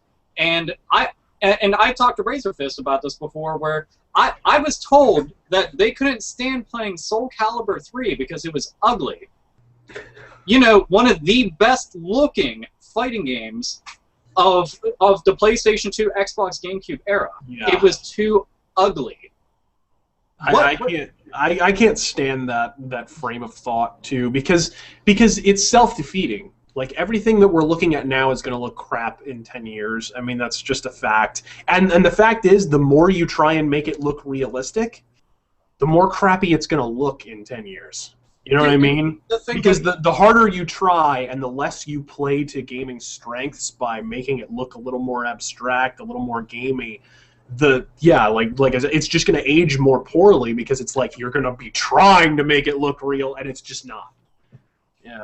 The thing that's fucked up about it is everybody that has that kind of mindset, they are riding the coattails of something that's currently out, because something that's just like, okay, this is very visually appealing. There's nothing wrong with the game looking very nice. Keep in mind, I'm not saying, oh my god, I hate when games have nice graphics, because that's fucking retarded. Yeah. But to sit there and be like, the main selling point of this game, and the only reason I can actually stand playing it, is because it's nice looking. So that same exact game, within a year, or even 6 months, or a couple of years down the road, you're then going to discredit outright, making that person sound like the biggest fucking hypocrite in the entire world. It makes no fucking sense. Like, oh, well, I suddenly cannot like that because something else came out and looks nicer than it. Because, technology advances, and so do graphic engines. That happens. It fucking bugs me. You're talking to somebody that plays anything and everything except for Virtual Boy, because it hurts my eyes, and GameCom because it hurts my soul. Yeah. Oh, Electro Brain. Somebody just specified. Vortex was made by Electro Brain. I knew it was something Brain. I knew that was the name of the... Yeah. Anyways. But yeah, that's absolutely... You have to play to the strengths of the current gen hardware, and then like, Deus Ex Human Revolution had like a weird kind of angular look to the character designs. I think that's going to look better in 10 years than some bullshit with, than Mass Effect, for example, where they try to look hyper-realistic, and it, in a few years, that's not going to be hyper-realistic anymore. It's not going to look like real life. Dude, any kind of game that goes for like a certain art style, like one game... Killer 7, for example, which is on PlayStation 2 and GameCube and stuff, despite the fact that it's got some control issues, visually that game was like ahead of the curve. just recently, Muramasa the Demon Blade was it was brought back out and put onto the Vita, which I wish that they would just make like a full-out console release for that, because visually that game is gonna fucking hold up like a million years from now, and that's really the truth because it has a distinct art style. Okami, which is on PlayStation 2 and on Nintendo Wii, again has an art style that's gonna stand the test of time, and it's just a shame that those kind of games are. You know, they're looked at like, man, that doesn't look like real life. I can't get into this game. And that's so many people's fucking thought process, and it fucking just makes me die a little bit inside. Well, and it's like other games too, like fucking Jet Grind Radio, or like, you know, the cell shading thing can work to an extent. I think that's also going to seem dated after a while. Frankly, because cell shading doesn't always look the best. Like, I don't think the cell shading in Street Fighter 4 or any of its gajillion offshoots or in Marvel Capcom 3, I don't think that looks particularly good. But, like, you know, I think 2D fighting games need to come back, for one thing, because those games age really well, actually. If you go back and play, even though Third Strike is a turd, Street Fighter 3 Third Strike has a good art style and has aged visually very, very well. You know what I mean? Even though you can see some pixels, the pixels don't distract you from anything. It works. You know what I mean? You can go back and play it, and it's like it could have been released this year. It could have been released, 20 years ago. It doesn't really matter because you're taking the art style and the graphics completely out of the equation. Yeah. I think more games should fucking do that. Oh, dude, the thing is, I hate it because there's a lot of times that I'm trying to like tell somebody, hey, check this game out. Oh, God, I hate that. And they're like, well, I can't play that. That's old. It looks stupid. And it bugs the shit out of me because I'm like, you're telling me that this game is unplayable now. You're telling me that this is bad. I've heard the same thing about like older movies. Well, I can't watch that. Look, it's so old. I'm like, I don't understand. I can't, like, I know people in the fucking chat room right now can fucking understand this, but you have no idea how much that fucking bothers me. Because I truly, like, get behind some of the things that I'm into. I'm like, you're telling me that this is unplayable. I've even handed people comic books with kind of, like, old, 80s style art and fucking coloring and shit. Well, I can't read that. It looks so ugly. You just said you couldn't read it because it's ugly. Reading! It just, oh man, it fucking kills me. You have no idea. Anyway, I'm sorry. Yeah, so a little mini graphics horror rant, but yeah, it's gotta be said. All right. Let's see here. Here we go. What game genres do you think the market could potentially become oversaturated with? I think, honestly, like, as far as games that are gonna seem dated and oversaturated and shit, I think set-piece heavy dreck like fucking Last of Us and Uncharted and shit is gonna seem really, really bad in 10 years, Frank. I think it's gonna seem bad in 5 years. But, you go back, you have to look at history to really understand this. Like, fucking, Resident Evil 5. Like, I remember how positive the reviews for Resident Evil 5 were when that game came out. Do you? Because it sure as shit doesn't have a positive reception now. Public opinion can change. That game was set-piece heavy. It was action heavy. It seemed to have everything for the crowd that was really into gaming at that time, right? But now we look back on Resident Evil 5, Jesus Christ, it's just so overblown. There's so many set pieces. You don't even really have any choice. The AI is really bad. You know what I mean? Like, I think that kind of thing is going to become oversaturated. I think it already is oversaturated because you could actually include first-person shooters in that. Because it really is the same fucking design mentality. So if I were going to say that, I'd say across the board, fucking set-piece simulators, period. And people jumping on this fucking 10 out of 10 for Last of Us bandwagon, fucking go fuck yourselves. You do not understand, like, how dated this game is going to seem in 10 years. But anyways, that's just me. I would say the thing that I feel like is going to end up getting outdated really quick, it already is pretty much the modern warfare shooting market. I'm talking third person, first person, online multiplayer oriented. The shit is just, it's driven so far into the ground in every single game release, like just adopting something from it and tacking it on because it's an industry standard all of a sudden. That's the only way that you can move units according to the publishers who hand down the fucking marching orders to the developers who reluctantly have to put this in and half-ass it anyway because it's not really what they're into. I don't understand that, and it's watered down the industry to such a fucking level, and it's brought in a crowd of people that are, you know, these would-be, could-be, I'm just going to claim I'm a gamer because I play one game all the time because my friends play it, so, I don't know, to all of them, please make out with a fucking blowtorch, and then an after-dinner snack can be a bear trap. Go fuck off. You're ruining everything I love and care about. Yeah, no, I also would throw zombie games in there, which Last of Us is also. Yeah, and the thing is, this is coming from somebody like a big horror fanatic. Yeah. I feel that they've tacked on zombies to too many fucking things. Oh man! And I mean, I'm happy when it's done correctly, but let's be realistic. We now have that one. What the fuck is that one zombie movie? It's like a romantic comedy zombie movie. I don't even know. I'm so out of the loop on movies. Okay, well, oh my god. I can see the stupid fucking cover too. Oh Jesus! I mean, you don't even have to go to movie. You don't even have to go to movies to point this out. I mean, you could just look at games. Did friggin' Red Dead Redemption need a friggin' zombie minigame, a friggin' zombie DLC or whatever the fuck that was? Like, did it need that? No, not particularly. We would have been just fine with more Red Dead Redemption, please. You know, like.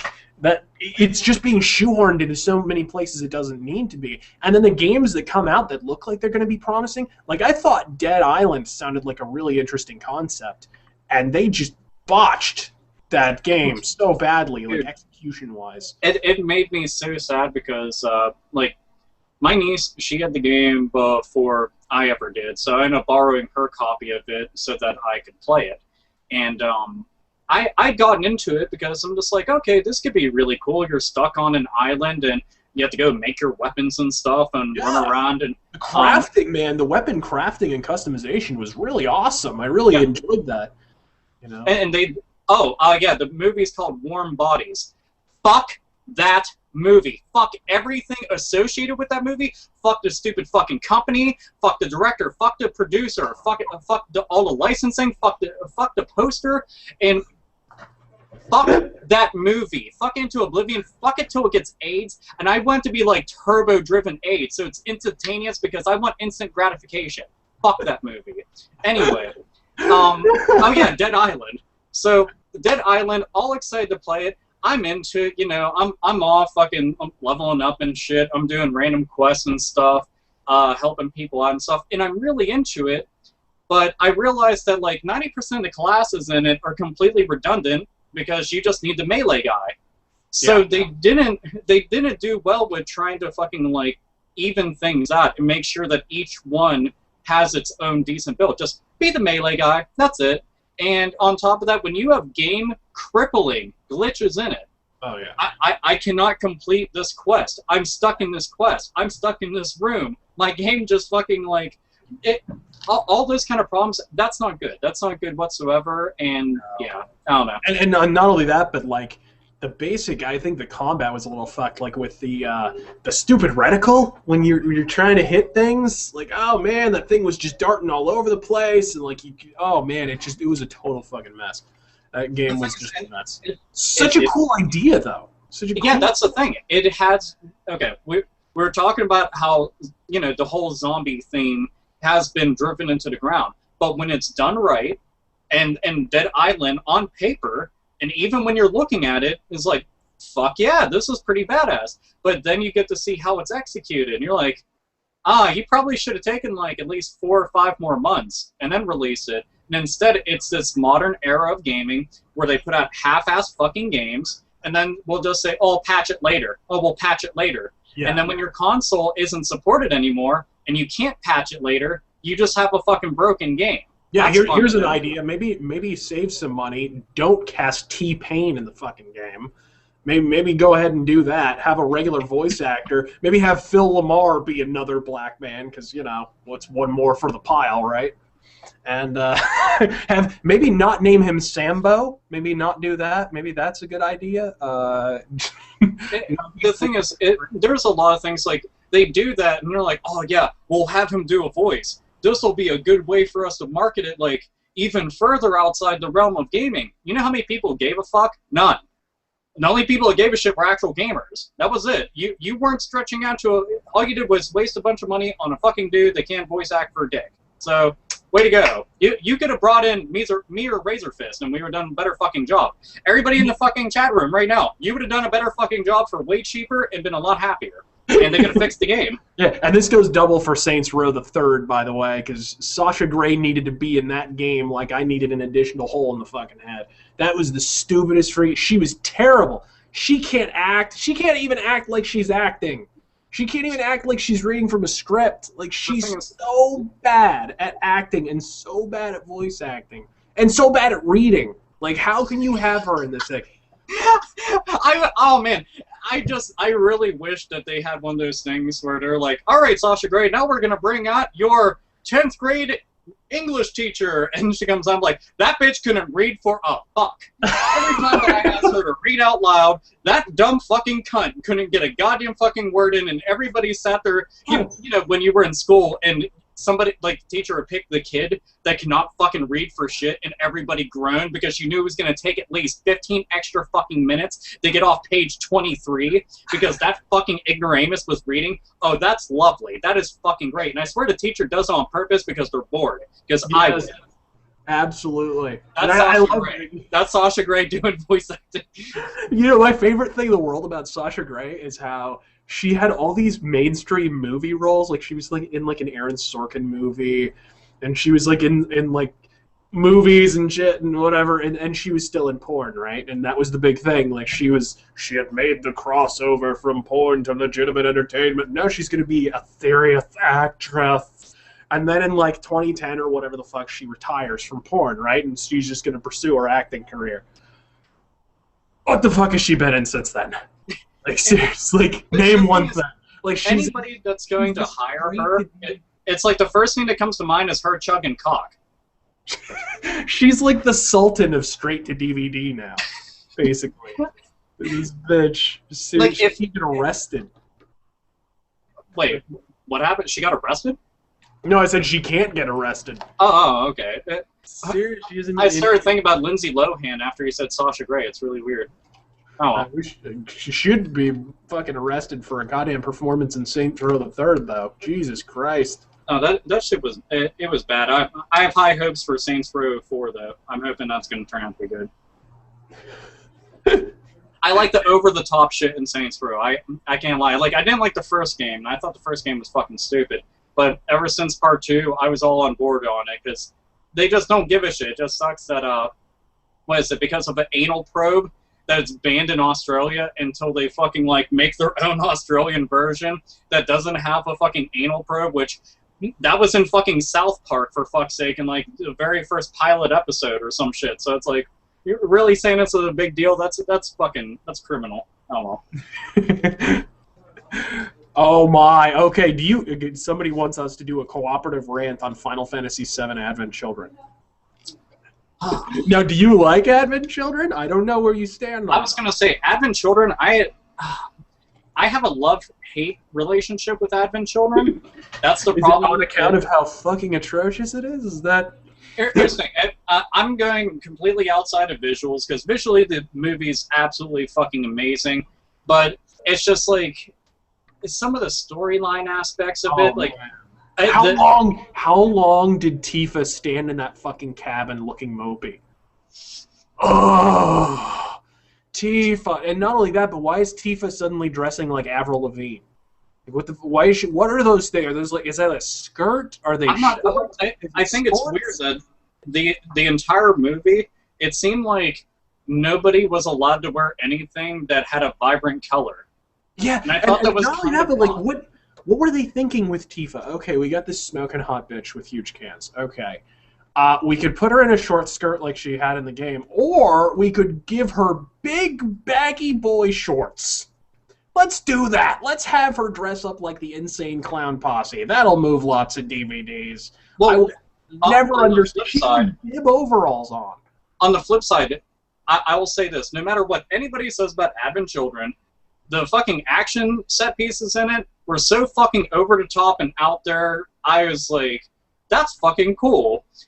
I like when fight scenes just go from like basic, I'm gonna punch you, now you're gonna punch me, to I'm gonna whip you across an entire church, and then it's gonna like blow shit up, and then like Sephiroth is gonna come down with a sword and cut a building into pieces, and I like when stuff is like that. It makes me like get warm fuzzy feelings inside, like, you know, fucking ultra superhero type shit, except for everybody's using swords that are like the size of a football field, and they're just carving through shit like it's butter. It's okay, but it's not like, I don't know. Like, have you read a lot of Uncanny X-Men?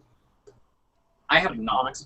Okay, because there was an awesome issue from like the 80s that John Romita Jr. drew, where Juggernaut and Colossus got into a bar fight, and they literally got to the point where they were throwing buildings at each other. Like, they were literally, like, Colossus is like, he literally drops the bar, like the physical bar, onto the Juggernaut's head. Juggernaut, like, takes an entire wall of a 7-story skyscraper and drops it on his head. It just gets more and more ridiculous. That's what I like, though. Sincerely, I just like when shit is like. That's why I think, you know, works of fiction are really badass for action, because it's like, do whatever the fuck you want, get inventive, think of all this shit that, like, if I tried picking up a building, I'm basically going to shit out my guts, because I'm going to strain, turn red, veins bulge, the one fucking vein in the forehead that'll fucking break, and there you go. I'm like that weightlifter who did the dead weightlifting for the Olympics, and then just his guts came out his fucking cornhole. There you go. Oh. When did this happen? Actually, tell me there isn't a fucking video of this. If you look online, the dude, like, you know, when you go into fucking dead weightlifting, they'll go and they pick it up. They're like this. And then all of a sudden they're like, "Hum," and this dude did, and, you know, they wear the fucking, like, tights and shit, and you could see, like, his guts came out of his fucking buckle. And it was just like, not a whole fucking bunch, but it's a little bit. I was like, oh my god, no! That'd be so terrible, but like, you're holding up like 500 pounds and your guts are coming out of your butt. Like, I would not know what to do. I mean, if you fucking drop it, you might kill yourself, and if you don't, you might shit out everything that you keep in here, and you're rumbly tumbly. So that's, it's a no-win situation. Yes. Oh man. Okay. Someone's been asking this like 1,000 times. What are your feelings on the Deadpool game? I haven't played it at all yet. Like, here's the thing. I've actually been avoiding spending a lot of money on things lately because... Oh, is it out already? I didn't even know it was out. Yeah. The people that I know that have played it, I've gotten either they loved it or they hated it. And I really haven't heard anything in between. I don't give a fuck about what all the review sites say, because I'm a person, like, I have to go and judge it for myself. And so long as the gameplay works, that's all that I really care about, and the humor's there. Obviously, we want Deadpool to be funny. That's the main point to his fucking character, is to do crazy over-the-top shit. So, are you one of the people who thinks the new voice actor sucks compared to the guy in Marvel Ultimate Alliance and everything? I honestly didn't like the voice actor all that much when I heard it, but it's probably one of those things, maybe I'll get used to it, but when I first heard it, I was like, he sounds weird. Yeah. So, and you know, but again, I don't want to go and be like, keep in mind, I was off of like trailers and shit. So I'll wait until I play the final build of it to be like, it was really awesome, or yeah, it sucked a bunch of deer dicks. So it's, you know, deer dicks. Deer dicks. It's wabbit season, duck season. No, it's deer dick season. Fuck you, fire. Okay. Yeah, and here's my here's 3 words that will perfectly summarize my thoughts on Deadpool and his fucking game.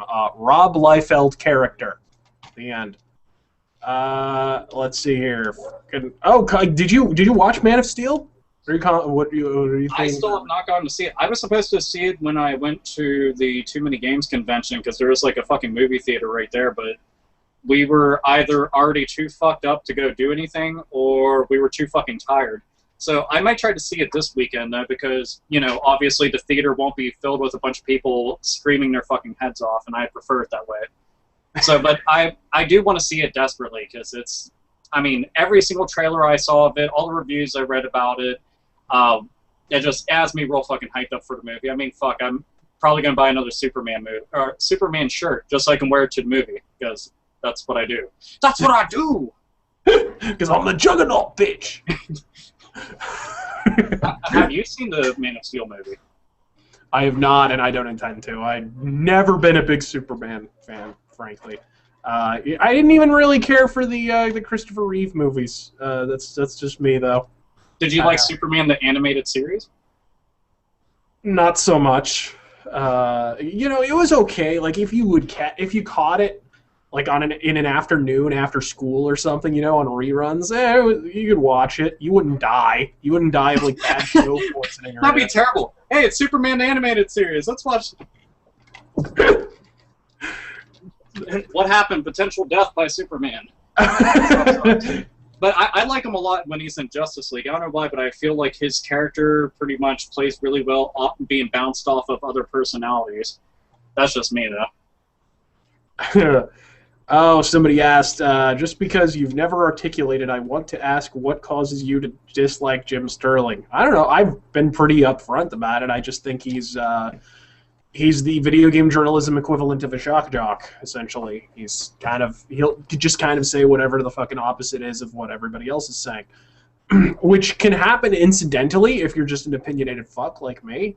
But with him, like, it's legitimately a situation where he is, like, outright admitted. Like, okay, I'm pretty much just blowing smoke up your ass to make you mad to get more ad revenue on fucking Destructoid or whatever. I'm not really familiar with his stuff on The Escapist because I don't go to The Escapist and I don't really give a shit. Because why go to The Escapist, frankly, if you don't watch Zero Punctuation and you're not interested in movie blob or fucking Sterling, then why the fuck bother? But, yeah, that's it. He's just, I don't think he has much fucking credibility. That's pretty much all it is. Not really. I don't have any personal like malice towards him. I just think he kind of sucks at what he does. And his reviews, like him giving, what was it, Modern Warfare 3, perfect 10? I mean, are you fucking kidding me? Like, I didn't know he gave it a perfect 10. He gave it a perfect 10, and his argument was, well, it doesn't do anything new, but it does everything that it's supposed to do really well.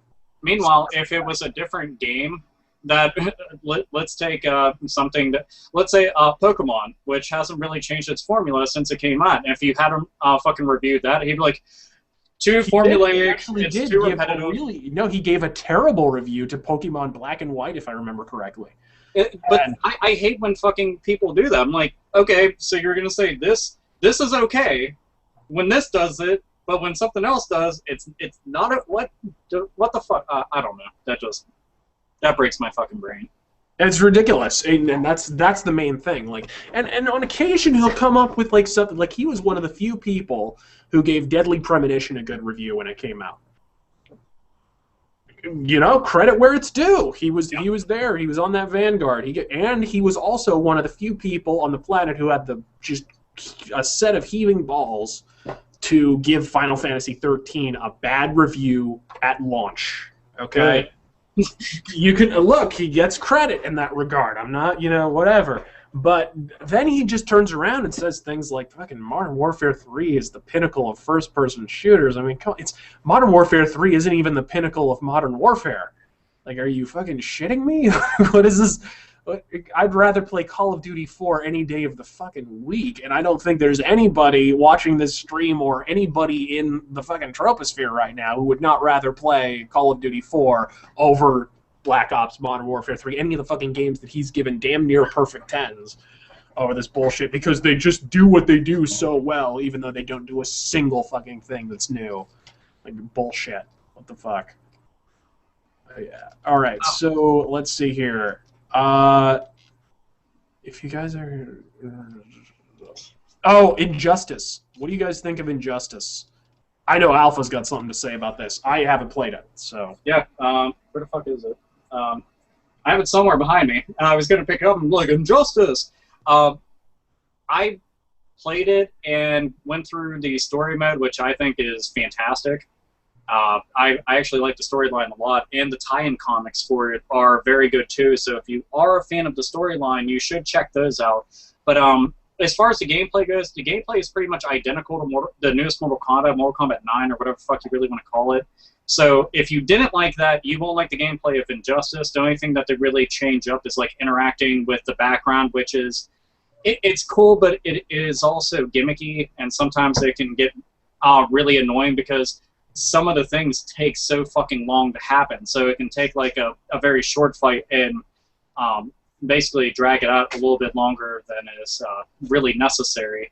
But the characters, I would just want to see a lot more characters in it because holy fuck. Well, they're going to charge you for them. I know that. They've already talked about the fucking DLC and shit, and all the different characters they're going to fucking sell you, which is bullshit. It's the same thing that Warner Brothers did with fucking Batman Arkham Asylum, though, and Arkham City and shit, with the Catwoman DLC and the Nightwing DLC and every other fucking thing, which was ridiculous. The thing is, like, with DLC, I'll always say it once and I'll fucking say it again. I don't mind DLC so long as it's, like, legitimately good and they worked on it. Yeah. Not something like, yeah, we finished it, took it out, and we're just charging extra for it down the road because fuck it, why not? Man, nothing was more blatant. Did you play Dragon Age Origins? Did you ever play that? The first one I got to check. I never checked out the Ultimate Edition, but yeah. Okay, but you played the first one. Do you know about the whole shale thing?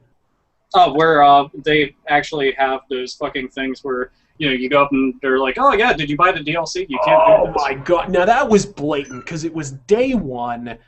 You know that they had this ready, and then they just, at the end of development, they were like, okay, let's just carve off this little chunk here, and then we'll charge you, you know, $19.95 or whatever. And it's like the character in the game is mocking you for not spending money, which you already did spend money to get the fucking game. And if you don't have the DLC, there's the little icon above their head, the little arrow or whatever, like flashing yellow arrow above their head, the entire game taunting you like, you don't have the DLC, bitch. I'm in your camp. You can't get rid of me. I'm right here. Haha, I'm teabagging you in the face.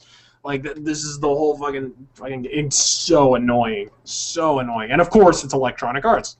What do you fucking know? So it was asked a couple times. I figured this is something because you and me were actually talking about this not that long ago. Opinions on Breath of Fire. Oh yeah, dude. You know what we should do? We should just rank our favorite Breath of Fire games. Let's see. Dragon Quarter doesn't exist. yeah. Off the bat, we're both taking Dragon Quarter off the table. Dragon Quarter is a fucking steaming shit heap. Keep in mind, this isn't one of those things of, well, you didn't play the game enough to give it a...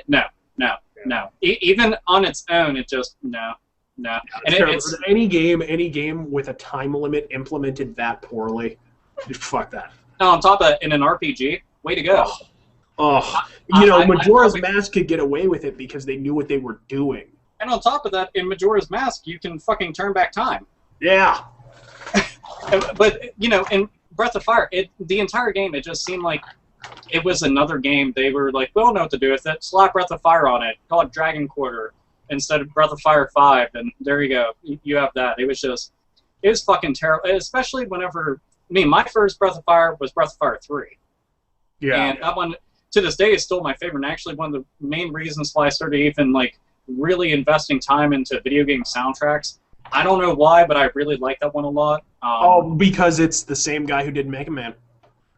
Is it? Bun Bun. Yeah, Bun Bun did the very first Breath of Fire, and then Breath of Fire 2 was taken over by a different guy. But yeah, the very first one was the same guy who did all those classic Mega Man soundtracks, which explains a fucking lot. See, like, Breath of Fire, like, the only gripe that I have with, like, the first 4 Breath of Fires is Breath of Fire 4, and that's because, for whatever reason, they gave us a cut-up version of it. They left a bunch of shit out. And I'm just like, why? Like, why the fuck would you do that? Like, we're missing story. In an RPG, you don't take story out. Like, I understand that, you know, there's certain things that may have to be compromised for the sake of translation because, you know, it may not work very well. Or if it's, like, in reference to something only people in that region would understand. Yeah. So, yeah, it might not translate as well for us, but it's like, you're taking out core story, cutscenes and shit, and like, Mm-hmm. I just, to me, that's unforgivable. But I always rank, like, ranking things. I'll put Breath of Fire 3, Breath of Fire 2, Breath of Fire 1, then Breath of Fire 4, and again, Dragon Quarter doesn't exist because it's stupid. I put 1, 2, 4, and 3. I didn't like 3 as much. I thought 3 was a little. There was a lot of grind in 3, and there was a lot in 2. There's a lot in 2 as well. For in the interest of full disclosure, but the story was so good that I didn't care. 3 was a little. It took a little while for the story to get going for me on 3, but it's still fantastic. Like I'd put all 4 games in the same stratosphere of just JRPG brilliance, as far as I'm concerned. They're all awesome, and I really liked the new like combo system in Breath of Fire 4. And stuff like that. Like there were a lot of cool additions in 4. I'm still playing through 4 as I'm saying this, but literally right now you just can't see it. I'm that good. Even though, like, you know, he might be talking with his hands at times, the sunglasses are actually like some Google type glasses where all he has to do is touch his eyes around and he's moving the character and the menu. It's actually a Dragon Ball Z Scouter. I just. Oh man, I wish I fucking had something like that. But I mean, the Breath of Fire series, I will always go on record and say, like, when people say, you know, oh, favorite RPG franchises, I will always include that, you know, because it's so fucking good across the board. Dragon Quarter doesn't exist. So good across the board, and I can't really complain about it. And it also helped me get into the genre. Genuinely. Yeah. Oh shit. Okay, good question here. What game has the most obnoxious video game fandom ever? Oh man. I would throw Metal Gear Solid out there. I would throw, though they've matured and mellowed because of how bad the series is now, but Final Fantasy fans used to be positively insufferable. Oh my god, I can't. Demon Souls fans, fucking hands down. Like, and I mean like the hardcore. Like, there has never been a better RPG than Demon Souls. If you're not playing it, you're not a real gamer. If you can't beat it without dying a single time, then you're just not a gamer. Like, fuck yourself in the ear.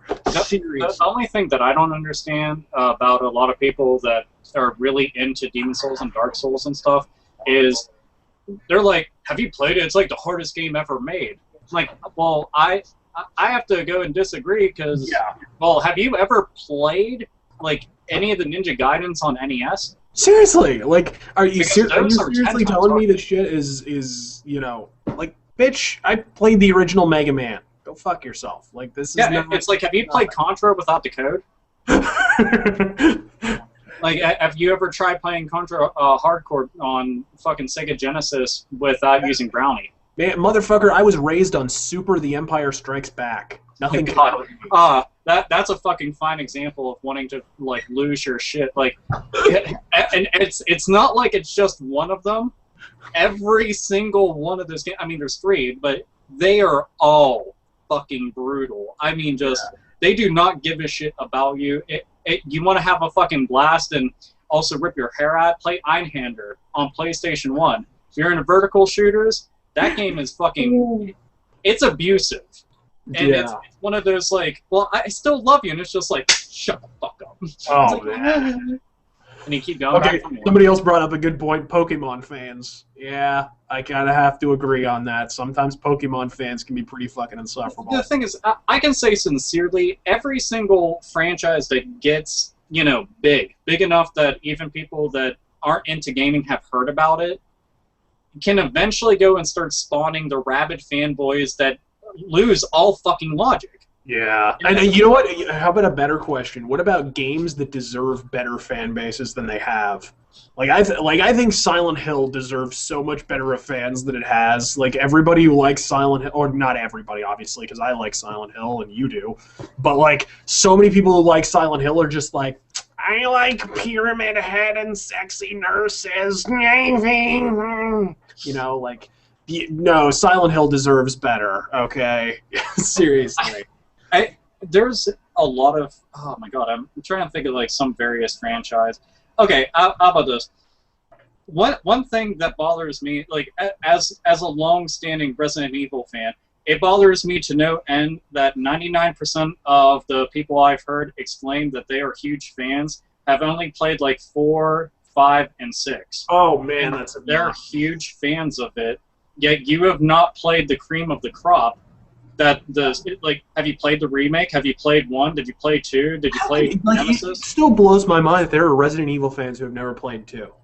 Like, Yeah, that just blows my ever-loving mind. I can't believe.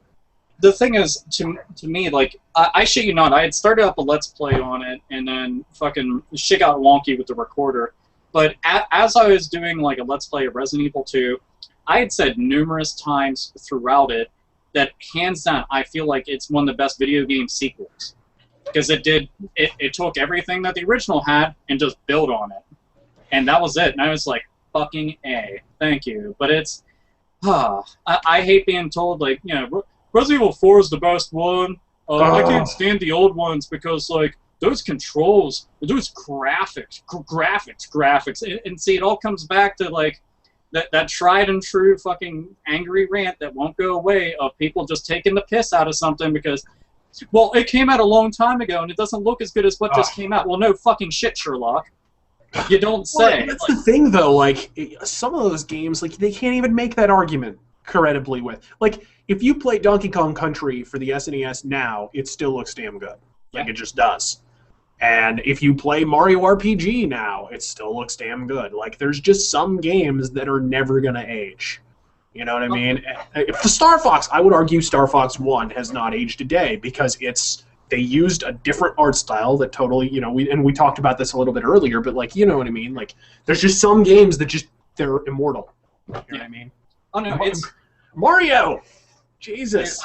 I'll say, if there was something that I feel, you know, going back to the whole franchises that deserve, like, more fans or just better is, I would have to say the F-Zero series, which me and Razörfist have talked about on the 8-Bit podcast numerous times, but it's one of those franchises that I think deserves a lot better, and it irritates the shit out of me that it's treated like a redheaded stepchild that needs to be abused and bludgeoned repeatedly for no real reason. I've been playing through the F-Zero, whatever it is, the Game Boy Advance game, F-Zero.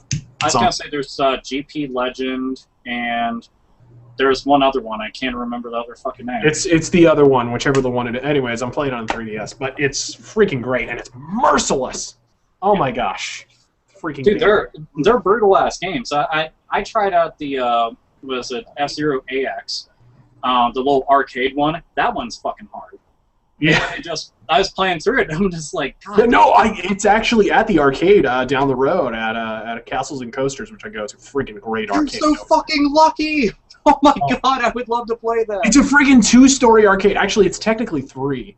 Because they got like a sunken area that has just pinball machines and like classic fighting games in it. But like up on the second floor, there's like this whole racing wall, and F-Zero is totally in there, and it's badass. Dude, that's a hard machine to find because there isn't many in the United States whatsoever. No, it's weird. It's like there are certain games like the Mario Kart arcade machine. I haven't seen a lot of those. They have one of those. Dude, you know where I saw those at? Quite often, and it's fucking weird, but I saw them at Walmart. I'm dead serious, and that was the strangest fucking thing is there was 2 Walmarts within this area, and I had seen them because they had like a little arcade area for whatever fucking reason, and they had like nothing but Namco machines in there, and since Namco, you know, they made Mario Kart for the arcades, obviously put it in there, but it was just so fucking cool to see it. The little thing takes your picture and shit, and you're just playing, and oh man, it is badass stuff. But yeah, I miss that kind of shit. Like I swear I'd buy it if it didn't cost an arm and a leg, a couple internal organs, and pretty much everything I own. Yeah, no, that's exact. I've always wanted to buy more, you know, arcade machines and shit. Worst gaming community in the world. I don't know, something awful. 4chan, they're, you know, maybe. I don't know. I don't really care, frankly. See, I have trouble saying worst gaming community because, again, this all just goes back to, yeah, all of them can have their fucking shitbags within them. And they have, some of them have an exponential amount that just so happen to ruin the entire experience for everybody. But still, it's, yeah, no matter where you go, no matter how fucking sensible you try to be, no matter how kick-ass some of the topics that you're discussing, there's always going to be that little group of people that make you hate yourself, your life, and the fact that you went online that day. Exactly. You know who also deserves better fan base is Xenogears. Sorry, just throwing Yes. Oh man, it's fucking weird because there's a lot more fans for Xenosaga and even Xenoblade than there are Xenogears. Yeah, what do you think about that X game? I think the X looks like Xenogears. See, whenever I first saw it, I was like, oh man, it'll be like a sequel to fucking Xenoblade. But then, whenever that X came up, I didn't put two and two together. It made me feel retarded. But I'm like, oh my god, that is the X from Xenogears. Yeah. Holy shit, what? And it just started making me think, like, what if they started bringing in characters or incorporating stuff from it? And I still say, hands down, for anybody who wants a really, really, really deep RPG with, like, an extremely sophisticated narrative, Xenogears. That shit is, like, and it's not one of those things that you can, like, take a break from, come back, you'll be lost. You'll be so fucking lost. You'll have no idea where you are. You're, like, digging out of, like, oh, man, but it's an amazing game, put it that way. If you're a fan of Xenosaga or Xenoblade, just play Xenogears. I don't give a fuck how you get a hold of it. Just play it. Enjoy it. It's amazing. Yes, exactly. And I remember that was like one of the first games that I ever played where there was like a love scene in it. I was like, what? I don't know. But that was a loud sneeze. Yeah, answer a question real quick. I am... Okay, let me look through. Let's see. Oh, it was F-Zero Maximum Velocity. Thank you, Lupicillo. That was the game. Could not fucking think of it at all. I'm looking through right now. Oh, and this just asked me, are you still there? Yes. Anyway, let's see. What do I think of Steam? Steam is awesome. As far as, like, PC gaming is concerned, Steam is the shit. They have some of the best sales. All the games that are going up for, like, green light to be able to get on there. They have tons of really kick-ass free games, and frankly, I like the functionality. I like, being able to chat during games and shit like that. At least when the Steam Dock decides to work. Dude, the fucking if there's ever a reason to want to get into Steam, the Humble Bundles, those are the shit. Anytime that there's a fucking Humble Bundle, and I always donate more than what they're asking for every single time, and I always do it like at least. I try to put a lot more towards the developers than I do charity. Call me an asshole or whatever, but I definitely want them to get their just dues.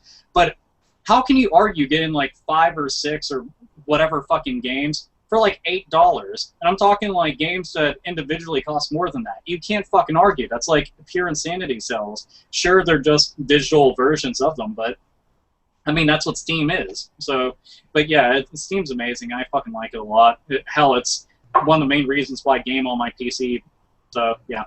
Yeah, no, and it's, fuck. Would Thief 4 have gotten a sequel if Steam hadn't re-released those games and shit like that, and GOG.com and shit? GoodOldGames.com also gets a lot of fucking credit from me. Good Old Games is fucking awesome. Oh, dude, they have some amazing-ass sales. I know that there was plenty of times where, like, I think I was on the site cheapassgamer.com, and they'll have, their sales pop up on there, and also Steam sales, and it's always like real kick-ass shit. But it's you can't fucking argue with it. And Steam is one of the main driving forces why PC gaming is still relevant. That's a fucking definitive truth there. And they're doing it well. Important question here. Now I can't give you any because I don't actually drink. But any drinking advice you can give me, because I'm going to drink with my dad for my 21st birthday next month. Yes. Number one, pace yourself. I fall into the habit of, whenever I have a beverage with me, of constantly sipping on it. Do not do it with booze, because you'll get tanked really fucking fast like a chump. Do not mix your dark and clear liquors together, because it will end up making you fucking sick more than likely. If you can, try, like, if you think that you might be a lightweight, you might want to stick with beer, because as soon as you go, like, full on liquor and you start taking shots, it's going to punch you really fucking hard, and you're going to be done in 10 minutes. So, yeah, and that's all coming from a hard-bred Irishman. So, yeah, there you go. Okay, let's do, like, 2 more, because actually it's been, like, fuck, we're over 2 hours on this stream. I actually intended to end it at 2 hours, but... Damn, I didn't even realize that how time flies when you're having... I know, right? This has been freaking awesome, by the way. Thank you for doing this. Let's see here. Yeah, let's do, guys, just fire off your questions, rapid fire. Give us some questions. I'll pick 2 really good ones, and then we'll go home on this son of a bitch, and we'll tell you all to fuck yourselves. Just real quick, Arkham Origins looks amazing. No More Heroes, I love both of them, especially Paradise that came out, because visually it looks amazing. Link to the Past 2, I'm definitely going to get it, because Link to the Past is my favorite Legend of Zelda game. Let's see. Tequila tastes like shit. Thoughts on Toonami? Toonami's not nearly as good as it was when I was growing up. No, it's not. It's just a fucking fact. Lost Odyssey is one of the main reasons why I bought a 360. I'm not lying. And it should have been Final Fantasy 13. And 13 should have been aborted. Forever. What about Xbox One trying to be like Steam? I will say this about the Xbox One, and this is one thing that drives me up the wall. The people complaining about the spying with the Kinect. Now, here's the thing. Like, privacy issues are genuine privacy issues, and as somebody who's a little more, who's, like, not just right of center politically, but, like, right of right, obviously privacy concerns are important to me. But, like...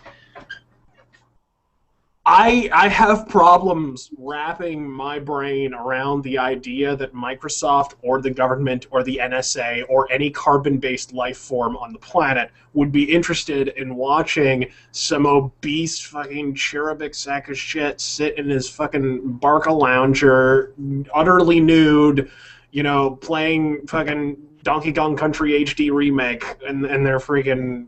You know, I just don't see Kinect or Microsoft or any human being at all benefiting from that experience at all. I'm sorry. And more than that, I mean, okay, it's a camera. Funny thing about cameras, would you look at that? Suddenly my camera can't see me. You know what I mean? Like, it's... I just don't understand. Like, okay, put a fucking sheet over it. I just don't get how it's that big of an issue. I was going to say, it could always be nice for the government if they do decide to go and tap in and then catch a dude in the middle of showing his dick to a chick that he heard on her microphone in an online game, getting prepared to take a picture and send it off to her, because, you know, that's always a good classy way of saying, headshot, I've got one for you.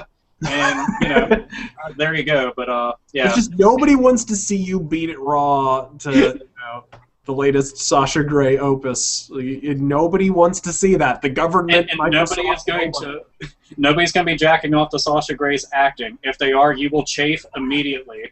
So much subtext. Yeah, it doesn't stop. All those layers, all those disgusting layers. It's like peeling an onion, and it smells like one too. That's a vaginal care joke, is what that is. All right, let's see here. Yeah, let's rapid fire on this shit. What's worse, Shaq Fu or Street Fighter 4? Street Fighter 4 because I had actual expectations. Shaq Fu was a failure just from the title alone. So, to be fair, BioShock Infinite. I haven't played it yet. I would like to a whole bunch. Top 5 anime. I already made a video, but I'll just tell you the top #1 is Cowboy Bebop. There. And Razörfist. Do you have top animes? Any at all that you can think of off? Yeah, absolutely. I'm more into old school anime. My favorite of all time is probably Record of Lodoss War. My other favorite would probably be Ronin Warriors. I really enjoyed Iria is really awesome. That was one that who was the guy who did Masamune Shiro? Is that correct? The name for the guy who did fucking in Neon Genesis Evangelion and Ghost in the Shell and all that shit. Anyways, that was one of his early the artist on that. That was one of his early things. Iria is really fucking awesome. It's a shorter one though. It's like 6 episodes or something like that. I like a lot of Studio Ghibli movies. That's pretty much. Burst Angel isn't bad for a newer one. Yeah, that's pretty much it. I throw it out there. I'm much more of a fan of like 80s and early 90s anime because much like music and television and video games, well, not video games actually is the only word, but much like music and television and films, there was a big fall off in quality in the mid 90s, and it's never really recovered since, aside from the odd one off like fucking Red Line or something. I've had multiple conversations where I was like, for me, anime was late 80s, early 2000s, and it seems to be like a fucking diamond in the rough to find something amazing now.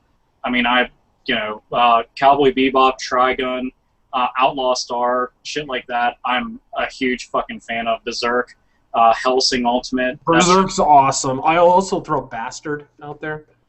Yeah, oh my god, dude, I need to fucking get more into that, because the few things I have seen, I'm like, every time I saw the fucking artwork for it, I was like, dude, that's bitchin'. Shit, I like the original. Do you like Vampire Hunter D? I like the original. Yeah, the thing is, I actually like both. I like the original. Yeah. I like the original, and I like Bloodlines, and it's interesting because Bloodlines is made by Americans. Oh, Bloodlines is awesome. I love that it's actually, I like Bloodlines even more than the original. But Bloodlines is like really cool because it's a collaboration between America and Japan, so you have like the fluidness of animation of like American cartoons, but then you have the detail of anime, and it's just perfect. It's really, I wish there would be more like that. I loved fucking, like, I had both on DVD for the longest time.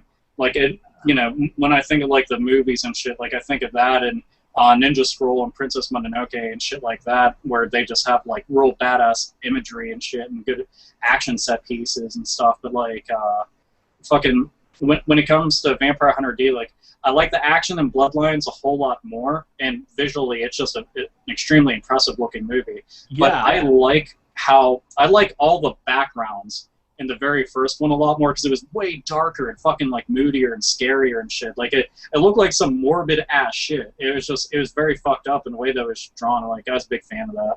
Still am. All right, cool. Let's set up like a couple more questions here. Let's see here. Fucking. Oh, have you read Blame? Yes, actually, it's one of the few manga that I actually enjoy from modern day. It's pretty cool. Tsutomu Nihei is really fucking awesome, actually, as an artist. His story's a little out there and a little, it's manga. What the fuck are you gonna do? Have you ever read Blame, man? I have not. It's really cool. There's a lot of shit, like, down there is where I keep everything, but it's like Battle Royale, Reiko the Zombie Shop, Priest, Gantz, Gauntz, whatever the fuck you want to call it, Trigun Maximum, and shit like that. Like, I'm very behind on a lot of stuff, but eventually, one day, if I find out half-price books, so that's where I get all mine. Yeah. All right, sweet. Let's see here. Okay. This is a good thing to end on. What do you think about Metal Gear Solid 5? Metal Gear here, I'll put it to everybody like this, and love me or hate me for it. I want the Kiefer Sutherland thing. I want him to take a really long fucking break from the series, because for fuck's sake, I swear to God, they have a gun to that dude's head. They're like, make Metal Gear games. Make more. Make more. Meanwhile, we could get another Snatcher game, another Police Knots game, another Boktai game, another Lunar Nights game, another Zone of the fucking Enders. Yeah. The dude's talented, but they just keep telling him to keep making that shit. And I understand it sells, but it's like, fuck, man. Or here's a concept. Let Hideo Kojima come up with a new idea. Like, just, here, new IP, how about that? I mean, the guy's creative. Why don't you just let him fucking come up with a new idea? Jesus Christ, take the gun from, disengage the gun from his temple, please, folks. Yeah, it would be quite, the thing is, again, it's not like, oh man, I think that game sucks. It's just, man, we have a lot of Metal Gear games, and I'm sure Yeah. anybody out there that's tried, like, Snatcher, you know, one of the best Sega CD games ever, if not the best one, or Police Knots if you got a translated version, or fucking Lunar Nights, which is extremely overlooked for whatever reason, or fucking Zone of the Enders. Like, dude, those games are awesome as shit. The dude's obviously got his shit together. It became a fucking legend for a reason. It's like, let him do this stuff. Or like Razörfist said, make a new game. That'd be sweet. We need new IPs anyway. Yeah, absolutely. And but what do you think of the stuff you're seeing for Metal Gear Solid 5? I mean, so far, you know, Sutherland being recast is. Oh man, a lot of people have been fucking flipping out about the whole voice actor thing, and I need to be able to fucking hear it first. And I don't understand why the fuck they did it because didn't they get what, Kiefer Sutherland? Yeah. Wouldn't it cost a lot more to pay him? Yeah, it does cost a lot more to pay him. What I don't understand. That doesn't make any sense. It's like you have a dude that's recognized as the voice of Snake, and has always been recognized as the voice of Snake. So let's kick him to the curb, and then pay this guy more and piss off fans all in the same process. Yeah. Well, look, you know what it feels like to me? The whole thing, from top to bottom, the way that he's talking about how it's going to be open world, the way Kojima's talking about how the conversation system is going to be lifted from Deus Ex Human Revolution, things like that. Like, the more, he's saying it's going to be a more hardcore stealth game, although, you know, it's Kojima, so take it with a grain of bullshit. I fucking hope so, considering I'm sick of playing, I'm sick of being told that I'm playing a stealth game, that I'm running around with, like, 15 machine guns and rocket launchers and grenades and shit. Yeah, and then giant robots are chasing. Yeah, it's like, look, I like being stealthy. I want to be stealthy. Please set it up so I can be stealthy. I don't want it as an option. Meanwhile, you're trying to sell it as, like, this is how the game is played. Yeah, but, like, okay, and then with the change in voice actor to Kiefer Sutherland and shit, which is a big star, and I'm sure they'll probably even make his voice acting available in Japan, because they know who he is over there, too. They're big into American stars over there, for the record. And anyways, like, it just feels to me like they're really, really trying to cater to the Western market. And normally I'm not like a guy who's like, go away, filthy round eye, you know, make it more like a Japanese game. I'm normally not like that, but it really does, like, there is a part of Metal Gear Solid that is, it's full-on Japanese, and you have to, like, keep it that way to an extent. And it feels like they're kind of losing some of that identity. But I mean, that's been the problem with the Japanese market for this entire console generation, for the most part, is that they're trying to emulate a market, to cater to a market, because they make more money over here. Meanwhile, you should just make games that everybody can play around the world instead of faking your way through it. Like, you know, if somebody's like, I hate Japanese games, that's your prerogative to not play them then.